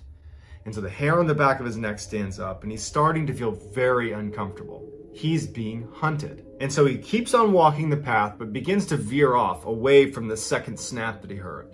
He figures, I'm just going to split the difference and kind of go a little bit to the left and avoid that falling tree, still keep my distance from this falling tree, and just get down the mountain as quickly as I can. And so as he starts moving in this kind of slightly new direction, he hears a third falling tree. And now it's back on his left side, closer to that first one he heard, except it's closer to him now. He turned around and he couldn't see the result of a large tree falling. He certainly heard it, but he's looking and he can't see anything. And he's thinking to himself, like, 3 falling trees, that is not innocent. Something is knocking over these trees. And I think it's that creature I saw. And even worse, as he's thinking to himself, is this creature using these trees to signal to other creatures where he is? Is he being tracked? It's getting closer to him without giving away its own position. He really believed he was being hunted. And so he starts sprinting down the mountain. And as he's running, he's hearing snap, fall, snap, fall. These massive trees are being knocked down on his left and his right side, like you have 2 hunters basically following him, or it's the same one that apparently can move around in the wilderness without being spotted. And he is absolutely terrified. He's running down the mountain, he's falling, he's getting smashed up every time he falls. And he finally, after about 30 minutes of just running straight downhill with these crashes getting closer and closer and closer to him, he reaches this clearing. And he stops abruptly because there's an animal in the middle of the clearing, and it's a deer. And the deer doesn't seem fazed by Jeff. The deer sees Jeff, looks behind Jeff, just off to his side, and it tilts its head back and then turns and sprints away. It wasn't running from Jeff. It was running from whatever was right behind Jeff. And Jeff stops and he starts turning his head in the direction of where the deer was looking, and he can't see anything. And as he's looking, another tree slams, smashing down right behind where he was. He takes off sprinting. He knows he's maybe a half mile from his car at this point. And now, as he's sprinting through this field, All he hears is just a cascade of these crashing trees as he sprints the final stretch to his car. He pulls out his key and he starts clicking the automatic locks, and he can't tell if it's working. And he's panicking that it's not going to work in time and he's going to get to his car and it's going to be locked. And he's fumbling with his keys to open the door, and now the crashing has all stopped. And he's just waiting for this thing to jump out and grab him. He manages to open his car, jumps inside, slams it, starts it up, and peels out of there. And then he went back to his office where a sheriff was, and he told him what happened, and he felt ridiculous telling him. And the sheriff was like, I get reports like this all the time. This side of the Cascade Mountains, in that very remote section that you were in, we get reports like that all the time. I believe you. If you want to file a report, go for it, but chances are good it's never going to be followed up with. This is just a phenomenon of being out here in the wilderness. Some people believe it, some people don't. Decades would go by and he would finally share his story, which is why we're hearing about it now. But when he tells that story, if you watch it on Paranormal Witness, you're listening to it like it happened yesterday. This has stuck with this man, and it's clear it had a profound impact on his life. So while there's never been any substantiated claims of Bigfoot actually existing, some of these reports are eerily similar to one another, and some of the people detailing these sightings are people like Jeff, who really has no reason to lie or embellish. He doesn't really stand to gain much. In fact, he stands to lose, because he could be labeled as kind of like a kook for believing that Bigfoot chased him. So the way I like to look at stuff like this is just to keep an open mind. We don't know half the stuff that's in our ocean. You know, we barely know anything in the universe. What's to say that there isn't some creature like Bigfoot that's managed to evade, legitimate proof that it exists? I think it's certainly possible. It doesn't mean that I fundamentally believe it's true. It just means that I retain an open mind. But I want to know what you think chased Jeff through the woods. Was it Bigfoot? Was it something else? Or was this just some hoax? And if it was a hoax, are all the other sightings hoaxes too? And if you haven't already, if you enjoyed this story, if you would, please gently disembowel the like button and then subscribe to my channel and turn on all post notifications so you don't miss my 3 to 4 weekly uploads of stories that are like this, strange, dark, and mysterious. So thank you all very much for tuning in. I look forward to reading your comments. If you want to get in touch with me, you can message me on Instagram. My handle is JohnBallen416, or you can check me out on TikTok, where I'm quite active. My handle is MrBallen, and I go live on TikTok at 10 p.m. Eastern, Monday, Tuesday, Wednesday, and Friday. So I hope to see you there, or on Instagram, or right here on YouTube. Thank you all for checking out my channel and for watching my video and for sticking it out till the very end. Until next time, see ya. In 2017, Daniel Beckwith was a 27-year-old genius hacker and prolific Bitcoin day trader. He was living in his modest childhood home in Bethesda, Maryland, with a multi-million-dollar fortune to his name. And he was hiding something major in his basement that, when it was discovered by authorities, he would be convicted of one of the rarest criminal charges in the American legal justice system. But to understand this story, we have to go back to the beginning. Daniel was born in 1991 to his eccentric and brilliant parents, Linda and David. He would be their only child. David was a PhD and an accomplished opera singer that had trained under a famous French composer, and he had also performed at the White House. Linda was a Columbia Law School trained lawyer who at one time had been a government attorney, but she gave it up because she described it as a scummy profession, and she became a vocalist like her husband. When Daniel was just a toddler, he learned how to read, so it was clear he had unusually high intellect, which Linda guarded fiercely. She decided that public schools were not capable of teaching her son, and so she decided she would homeschool him. By the time Daniel was just 5 years old, he was consuming entire novels, and shortly after that, he was able to break down and reprogram his PlayStation. But despite his incredible intelligence, Daniel had a really lonely childhood. He was rarely allowed to go outside and play with other kids, and on the rare chance that he was, his parents always hovered around him the entire time. And few playmates, or adults for that matter, ever came inside of Daniel's house because Daniel's parents were big-time hoarders. You couldn't take 2 steps into that house before knocking into a big stack of papers or books or old food containers. In 2000, when Daniel was 9 years old, his father was diagnosed with Parkinson's disease, which left Linda, his mother, to take care of both of them. And in that time, Linda became obsessed with protecting their property. And so anytime anyone walked in front of their house, just near their property, she would run outside and yell at them until they ran away. But despite their eccentricities, it was clear to anybody that knew the Beckwith family that Linda and David just adored Daniel. They just could not give him any space. One neighbor recalled seeing the three Beckwiths out trick-or-treating one year, all wearing these same matching hamster outfits. And this was well into Daniel's teenage years. Daniel loved his parents, but it was in those later teenage years that he started to realize just how smothering they really were, and so he began looking for other places to connect with new people. And he found a new community on an online forum called 4chan. There, Daniel got to reinvent himself. He adopted this kind of tough guy, genius persona, where he bragged about finishing most of high school by the time he was 15, and that nowadays he just blows stuff up in his backyard to test his chemistry know-how. But over the years of posting on this channel, Daniel would occasionally let his guard down,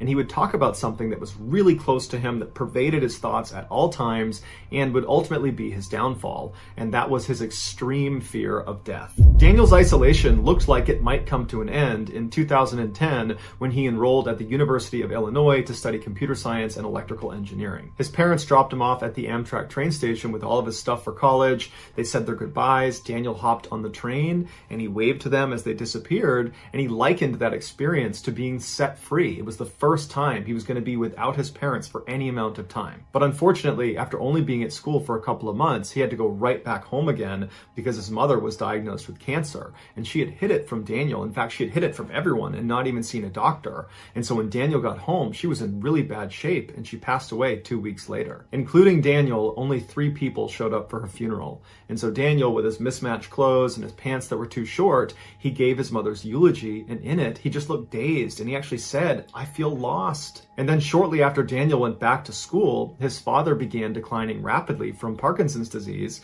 and so Daniel had to put him into assisted living. And so living by himself at his apartment in college, Daniel was overcome with grief, and now more than ever, he was just terrified of death because now he had seen it up close with his mother, and he was watching his father wither away. And so he went back on 4chan and he began talking about taking a more defensive position against his own death. What that translated to is Daniel began researching what the most common killers were for people his age, and he discovered that car accidents were a big killer. And so he reinforced all the doors of his car with Kevlar plates, and anytime he drove it, he wore a Kevlar vest, which he believed protected him from blunt force trauma in the event of a crash. Knowing that cancer was a big killer, he went out and removed every mole on his body as a preventative measure. But what Daniel viewed as the biggest threat to his life was not something that statisticians would tell you is something people his age or people in his country should be worried about, and that was a nuclear attack on the United States. Daniel believed it was imminent. Daniel believed the only way he could protect himself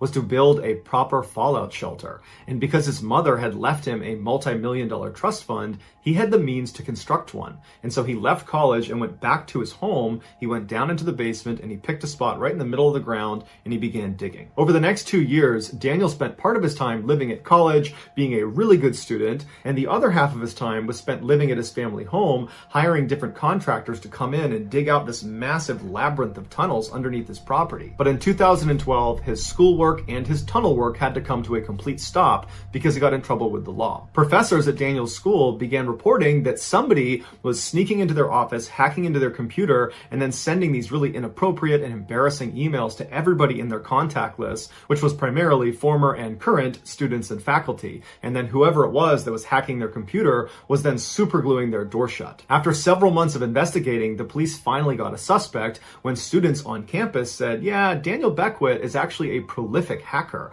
and he just spoke at a hacker conference, so he seems like someone who would be capable of doing this. And so a detective went to Daniel's apartment to pay him a casual visit, but Daniel wasn't there or didn't come to the door, and the detective looked down and saw a package that was sitting there that was addressed to S. Loomis Detweiler. The detective believed this could be an alias for Daniel Beckwith, and so he went back and they ran that name, and sure enough, it was connected to an online persona that had recently been bragging about breaking into their professors' offices and hacking into their emails. So the police used this information to attain a search warrant. They went back to Daniel's apartment. He wasn't there. They used the key they had been given for the unit. They went inside and they're hit with just this ridiculous mess of an apartment. It looked exactly like Daniel's home growing up, with stacks of papers and books and wires and computer equipment and trash and old food containers. And there was just this dirty mattress sitting right in the middle of the apartment with no sheets on it. And in the back, on top of a mini fridge, was Daniel's laptop. It was open and it was unsecured, so they logged into it, cloned his hard drive, and left. And using the information that was contained on this hard drive, detectives were able to, without a doubt, connect Daniel to the vandalism and hacking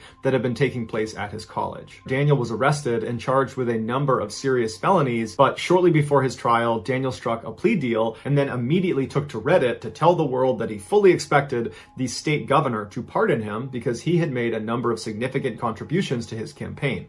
But that pardon never came. However, Daniel's sentence was remarkably light. He was ordered to pay $23,000 in restitution to the college and then was given 2 years of probation. Daniel was expelled from his school, and so he moved back into his childhood home where he lived alone full time. Once home, Daniel focused his efforts on this bunker he was building in his basement, which by now was a fairly large series of tunnels that zigged and zagged in different directions well beyond his property lines. Once Daniel hired a couple good contractors to continue to expand this bunker, he turned his attention to a new activity, Bitcoin trading. And in relative short order, Daniel became extremely good at this and made millions of dollars. By 2015, Daniel was off probation. His bunker was almost completely built out, although he did have plans at some point to hire more people and continue to expand it. And in terms of Bitcoin day trading, he wasn't doing it as much because he had made so much money. Now he just spent his time sitting inside of his bunker, live streaming on this new website called Blab about his investment prowess. And every time Daniel live streamed, he was cautious to never reveal his identity.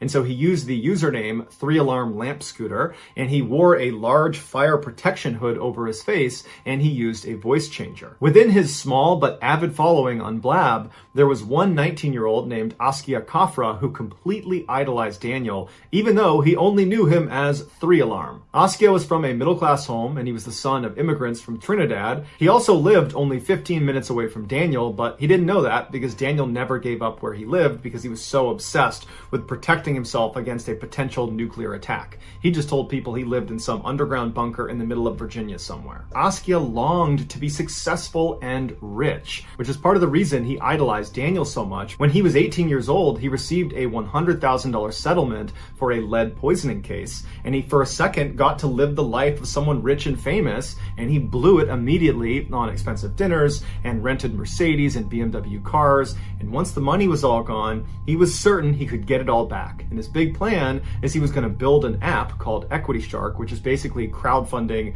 that allowed people to invest small amounts of money into new promising startups. And he believed this app was going to be the way he made not millions, but billions of dollars. But he didn't have any real money to fund this app. And so he and his business partner applied for a $100,000 grant for young entrepreneurs that have dropped out of college, something Askia had just done, and they were certain they were going to get this grant. But despite Askia's confidence, he was far from a sure bet for this money, because Askia still had many of the blind spots of someone still learning how to become an adult.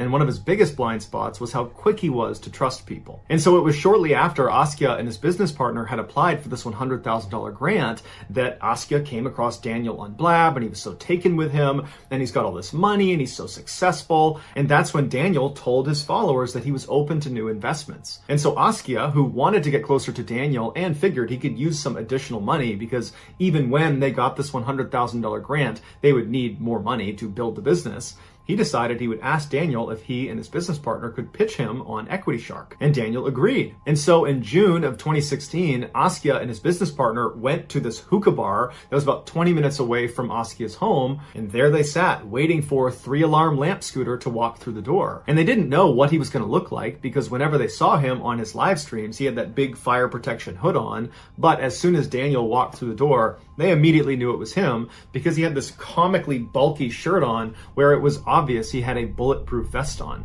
And so this guy with the bulletproof vest walks over, introduces himself as 3alarm, aka Daniel. And so by now, Askia and his business partner are very accustomed to 3alarm's eccentricities like his bulletproof vest. They just kind of overlook it and begin pitching him on Equity Shark. And they tell him that the success of the company, they believe, is hinged on this $100,000 grant that they explained they are certain to get. They meet all the parameters. They are exactly what they're looking for. And at the end of the conversation, Daniel was convinced that not only were they going to get this $100,000 grant, but that Equity Shark seemed like a great investment. And so after a number of follow-on meetings, Daniel ultimately committed $5,000 to Equity Shark, and he told Askia that they would have to pay him back with the funds from the $100,000 grant, or if for some reason that didn't come through, Askia and his business partner would have to find another way to pay back Daniel. Askia and his business partner were totally thrilled. They felt like that $100,000 grant is a done deal, so there's no risk to this investment by Daniel. And shortly after they secured the $5,000,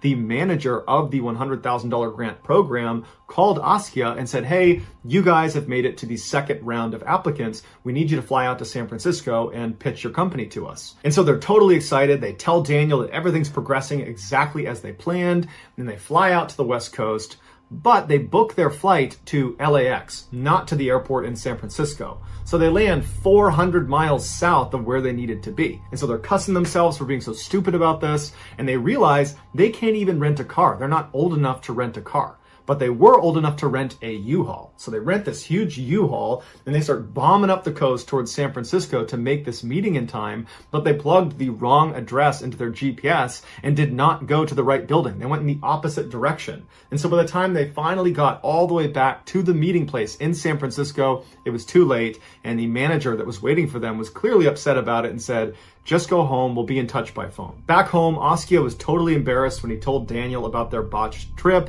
and he was convinced that they were not going to get the grant now because of how badly they had screwed up the meeting.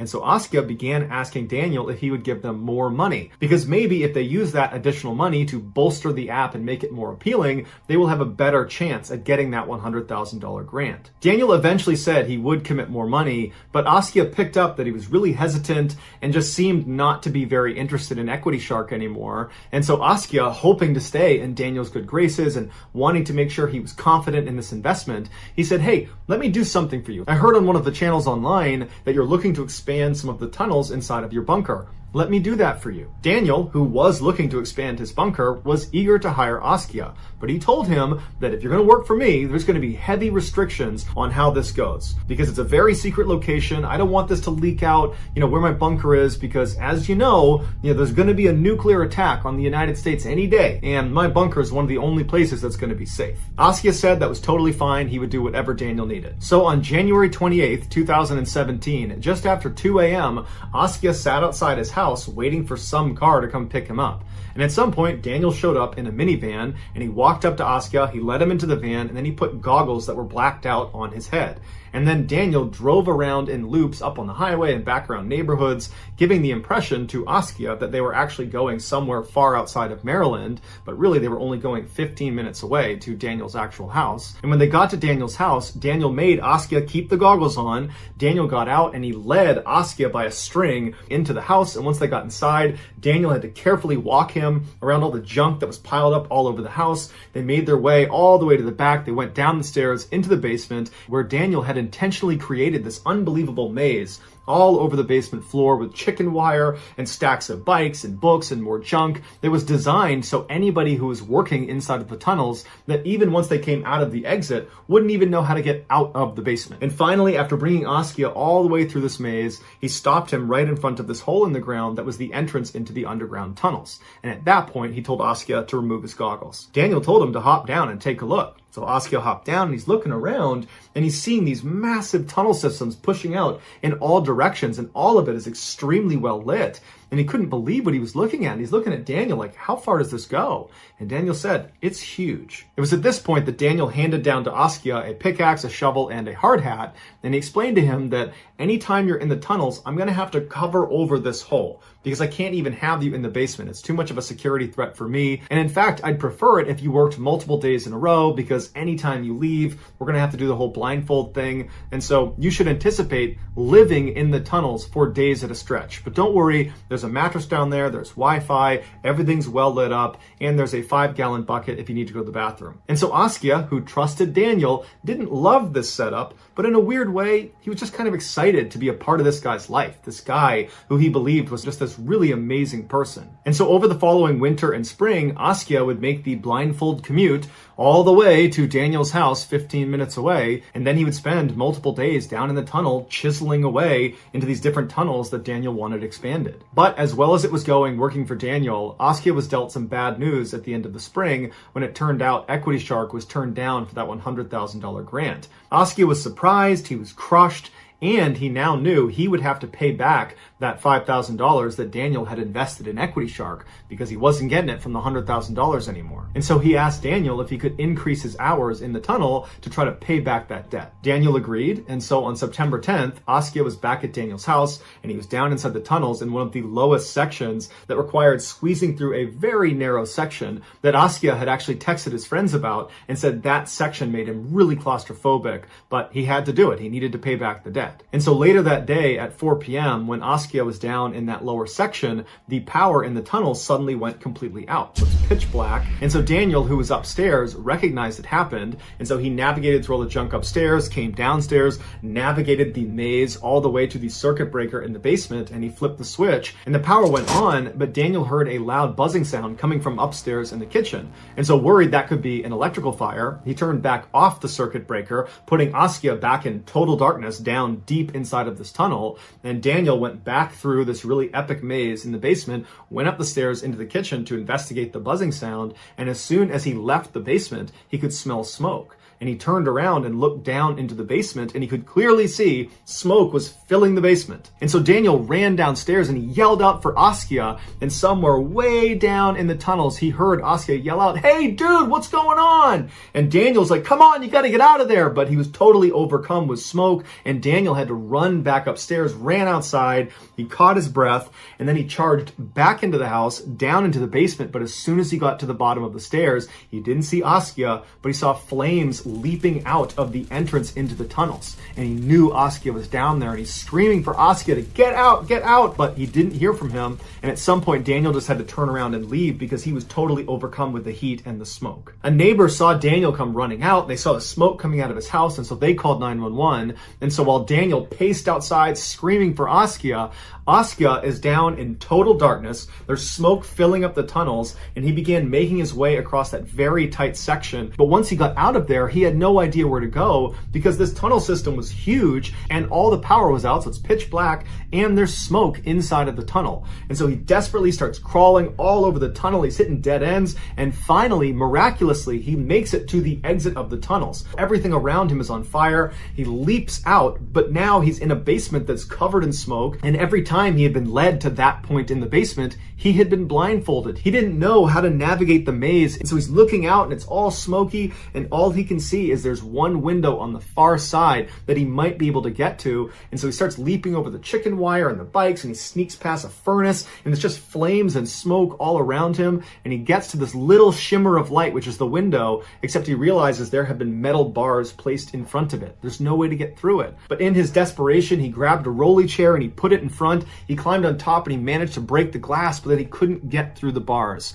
And eventually, after a number of agonizing minutes, he fell backwards and was consumed by the flames. After the fire was finally put out and Askia's body was finally found inside of the basement underneath that window, investigators didn't understand how Askia couldn't have gotten out of the basement. And Daniel tried to lie about it and say, "Oh, well, he might have been asleep. That's his bachelor pad down there." But eventually, as investigators were looking for the cause of the fire, they uncovered the entrance to this massive tunnel system. And that's when they realized Daniel had put Askia effectively into a death trap. When the fire started, Askia was at the bottom of this tunnel system, and so he had to navigate all the way back up to the top, killing all this precious time as the fire grows. And then he finally got into the basement, and there's flames everywhere, but he has no idea how to navigate the maze Daniel had made down there. And so he managed to get to the window because it was the only thing he could see, but of course Daniel had put bars in front of it, and so Askia had nowhere else to go, and he just died. The investigators would point out that where he died, he was only 2 steps away from almost certain safety. He just didn't know it. After an 8-month investigation, prosecutors charged Daniel with involuntary manslaughter as well as one of the rarest charges in the American justice system. It's called second-degree depraved heart murder, where Daniel's disregard for human life was so extreme it amounted to willful killing. And so he was sentenced to 9 years in prison. In early December of 1985, in the Chattahoochee National Forest in northern Georgia, a hunter was very carefully making his way through the trees trying to track a deer. Now, this hunter had been tracking this deer for over a mile, but it had been a while since he had seen any signs of it being anywhere nearby. And as this hunter continued to creep along, he became increasingly aware of how loud each of his steps were, because the ground all around him was covered in dry leaves, and so every step he was taking was creating a loud crunching sound. And so eventually this hunter just came to a stop and decided stalking this deer was totally pointless because he was basically scaring it away with these crunching sounds as he got closer to it. But before this hunter was ready to just give up and head back to his vehicle, he continued on a little bit further, and when he pushed through this particularly dense brush area, he saw this clearing up ahead. And the second he saw what was in this clearing, he froze, took a step back into the brush, and then ducked down behind a rock. Because in that clearing, he saw an animal, and it wasn't a deer. It was a huge American black bear. Now, generally speaking, American black bears are not aggressive towards humans. However, if, for example, you were to accidentally sneak up on a black bear, like this hunter had done, and you suddenly startled it by just showing your presence, the bear might react by pouncing on you and ripping you to bits. And so this hunter, with his back pressed up against the rock and his rifle gripped tightly across his chest, he's thinking about that and wondering what he's going to do to get out of this situation. At first he thought, okay, I'll just stand up and quietly walk away. But then he remembered how loud the leaves were, and even though he had been lucky walking in, he hadn't alerted the bear to his presence, on the way out, he was worried he wouldn't be so lucky, that those leaves would alert the bear to his position. And so the hunter began thinking, okay, well, what if I just stand up and start shooting at this bear? But the hunter knew the big issue with that plan is he had a deer hunting rifle, which is not nearly powerful enough to quickly take down a black bear, if at all. And so if he starts shooting at this bear, there was a very good chance that the bear would just turn around and maul him before he was able to put the bear down with his rifle. And so as this hunter is going through these scenarios behind the rock, he realizes something. He hasn't heard this bear at all. Now, bears in general are very loud animals. Just their regular breathing is so guttural and noisy that you can hear it a pretty good distance away. And the hunter's thinking to himself, I can't hear it breathing, and come to think of it, I haven't heard this bear once since I've been near it. And so the hunter very carefully stood up from behind his rock and turned around, and then he kind of peered forward into the brush, looking back into this clearing, and when he spotted the bear again, he realized immediately the bear was dead. The bear was kind of slumped forward, and its body almost looked like a deflated balloon. The hunter was so relieved, he almost started laughing, and so he stepped out from behind his rock and he made his way through the brush into the clearing to get a better look at this bear. And when the hunter was right over the top of this bear looking down at it, something immediately struck him as very odd. This bear was far too young to have died of natural causes. However, after this hunter kind of poked and prodded the bear and lifted it up on either side to try to look underneath it, he couldn't see any visible injuries. It was like this bear had just randomly dropped dead. But the hunter didn't spend much time thinking about what happened to this bear. Instead, he thought to himself, there has to be some sort of logical explanation for what killed it. And with one last look at the bear on the ground, the hunter turned around and began the long walk back through the woods back to his vehicle. It would turn out there was an explanation for what happened to that bear. However, it was anything but logical. But to get to that non-logical explanation, we first have to go back in time. Around 11:30 p.m. on September 10th, 1985, so 3 months before the hunter discovered this dead bear, two pilots were flying their little 6-seater Cessna airplane over northern Georgia, making their way north towards Tennessee. And as these pilots flew along very casually, they suddenly intercepted over their radio a voice message that they definitely were not supposed to hear. It sounded like other pilots communicating with each other, and what they were talking about was how they were now going to follow this little Cessna airplane that they could see that was currently flying over northern Georgia. Now, radio traffic like this can only really be intercepted if your radio that's doing the intercepting is physically close to the person doing the transmitting. And so knowing this, the two pilots in this little Cessna knew that whoever was talking about following that little Cessna, they had to be talking about them, the two pilots in that Cessna. Now, for most pilots, if you suddenly overheard a radio transmission that your plane was getting followed by some other pilots, you might reach out to those pilots and say, "Hey, why are you following me? What's going on?" Now, the co-pilot of this little Cessna might have wanted to react that way. However, before he could, the main pilot stopped him and said, "I actually know exactly why somebody might want to tail us, and unfortunately, we're both going to have to jump out of this plane." Before the co-pilot could really even react to this news, the main pilot had set the Cessna on autopilot, which sets the plane to fly in a straight direction going at a constant speed at a constant altitude until either a pilot comes back and takes the craft back over, or if it just stays on autopilot, it eventually will run out of fuel and crash or run into something. And so after the main pilot had done that, he turned to the co-pilot and gestured for him to come with him into the main cabin of the aircraft, basically the main body of the craft where all their luggage was.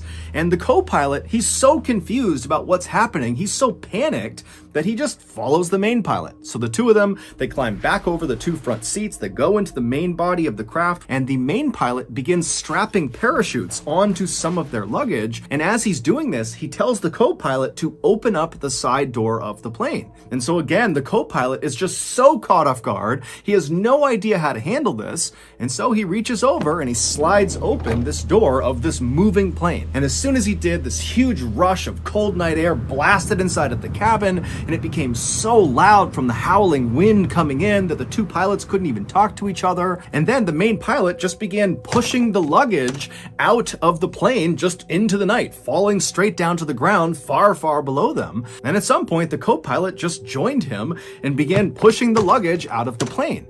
And then after all the luggage was out, the main pilot shoved a parachute into the hands of the co-pilot and said, put it on. He had to gesture for it because they couldn't hear each other. And so as this co-pilot's struggling to get on his parachute, the main pilot puts on his chute, and then right after the co-pilot has just barely got his parachute on, the main pilot pushes him out the side of the plane, and then the main pilot jumps out after him. So they basically abandoned their plane, which was still set to autopilot, so at some point, it was just going to crash. About 5 hours later, in a suburb of Knoxville, Tennessee, an 85-year-old man named Fred Myers was just waking up. Fred always got up before sunrise. It was part of his daily routine. He would wake up, he would get dressed, he would wash and shave his face, and then he would sit down and read the local newspaper. This simple routine was actually very important to Fred because recently he had been diagnosed with Alzheimer's disease, which is a progressive disease that destroys memory. And so having this sort of set routine helped him manage his symptoms. Basically, at least in the morning, he could go into autopilot and go through this routine and not get confused. However, on this particular morning, something would happen that would leave Fred more confused than he had ever been in his entire life. Fred had made it to his bathroom, he had washed his face, and he had begun shaving when out of the corner of his eye, he noticed something strange outside in his driveway. He could see it through a nearby window, but it was still so dark outside, Fred couldn't tell what this thing was out there. And so feeling very curious, Fred put his razor blade down, and he made his way over to the window to get a better look. And when he reached the window and looked out at his driveway and saw what this strange thing was, he could not believe his eyes. There was this huge parachute out on his driveway, and on the parachute was the main pilot of the Cessna. After the main pilot had pushed the co-pilot out and leapt out himself, when he pulled his ripcord, his chute either didn't deploy, or when it deployed, it didn't inflate fully, and so he was forced to go to his reserve chute, but it didn't inflate fast enough to stop him from crashing into the ground. And so the main pilot slammed into the ground basically at terminal velocity, and so he sustained catastrophic internal injuries, and he died within a couple of minutes of hitting the ground. Fred was so stunned and confused at what he was looking at that without saying a word, he just turned away from his window and walked over to his phone and called the police, shaving cream still on his face. When the police arrived at Fred's house that morning, they were expecting to see a dead recreational skydiver on Fred's property. But when they walked up the driveway and saw the dead man for themselves, they knew right away this was not some recreational skydiver. He actually looked more like a soldier. He was wearing a bulletproof vest over some camouflage fatigues, and he had night vision goggles strapped to his head. But the dead man's shoe choice made the police think this guy could not possibly have been military, because on this guy's feet were not military-style combat boots like you would expect with the rest of his getup. Instead, he was wearing loafers, specifically Gucci loafers, so very expensive designer shoes. And so the police are thinking to themselves, who the heck was this guy and what was he doing? The police would figure that out. However, first, we have to fast forward 2 months to late November 1985, so roughly 2 weeks before that bear was discovered by that hunter in Chattahoochee National Forest. Now, at this point in late November, that black bear was alive and well and living a typical black bear life in the Chattahoochee National Forest, which meant he mostly spent his time wandering around the woods looking for something to eat. And on this particular day in November, the bear was doing just that when out of the corner of his eye, he spotted something strange lying on the forest floor. It was one of the pieces of luggage that the 2 pilots had pushed out of their plane. It was this big, heavy duffel bag. Now, the bear had no idea if this duffel bag contained food, but the bear was optimistic, so it meandered its way over and began pawing at the bag with its massive claws, and pretty much immediately, his claws tore open a hole in this bag. And suddenly, the air all around this bear was filled with this glorious, flowery smell, so the bear put its nose directly into this rip in the bag and began sniffing and licking the contents of this bag. And apparently, the bear just loved it because it ate whatever was inside of the bag, all of it. And when he was done, the bear felt so good, he was so full of energy that he just started sprinting in a straight direction. And after running at top speed about 100 yards, every major system inside of this bear shut down all at once and he died on the spot, collapsing in that clearing. And then, about 2 weeks later, that hunter walked into the Chattahoochee National Forest and discovered this dead bear. And then, within 24 hours, the hunter was back home and he told one of his friends about discovering this dead bear. And when he told his friend about seeing this bear, he also kind of casually mentioned that he had seen a duffel bag in the forest not far from this dead bear. Now, to understand what this friend did next, you need some context. By this point in time, the police had actually figured out a lot about that dead man on Fred Myers' driveway, the main pilot of the Cessna. They knew he was a 40-year-old man named Andrew Thornton who had served in the U.S. Army as a paratrooper, but after getting out of the service, he had kind of gone astray in his life and become a big-time smuggler of illegal goods. The police had also figured out by this point that Andrew, along with a co-pilot, had been the people flying that Cessna that eventually was found crashed into a mountainside in North Carolina. The co-pilot had survived the jump out of the Cessna, and so the police tracked him down, and they very quickly realized this co-pilot was really just a victim of Andrew. Andrew had told this guy they were just going to fly to the Bahamas for a vacation. And so when that plan completely evaporated, and suddenly Andrew is barking orders at this guy to open up the plane and push the luggage out and jump out, the co-pilot said he just totally panicked and just started doing whatever Andrew wanted. And so this guy was just totally terrified, and really all he could offer police was just to confirm that, yup, Andrew was the main pilot, and yes, we really did push his luggage out of the side of the plane over some forest in northern Georgia. The police believed the co-pilot and did not charge him with any crime. The police would go and search all over northern Georgia, and they would find the majority of the missing bags. However, they knew they were still missing some, and they knew they really needed to recover them.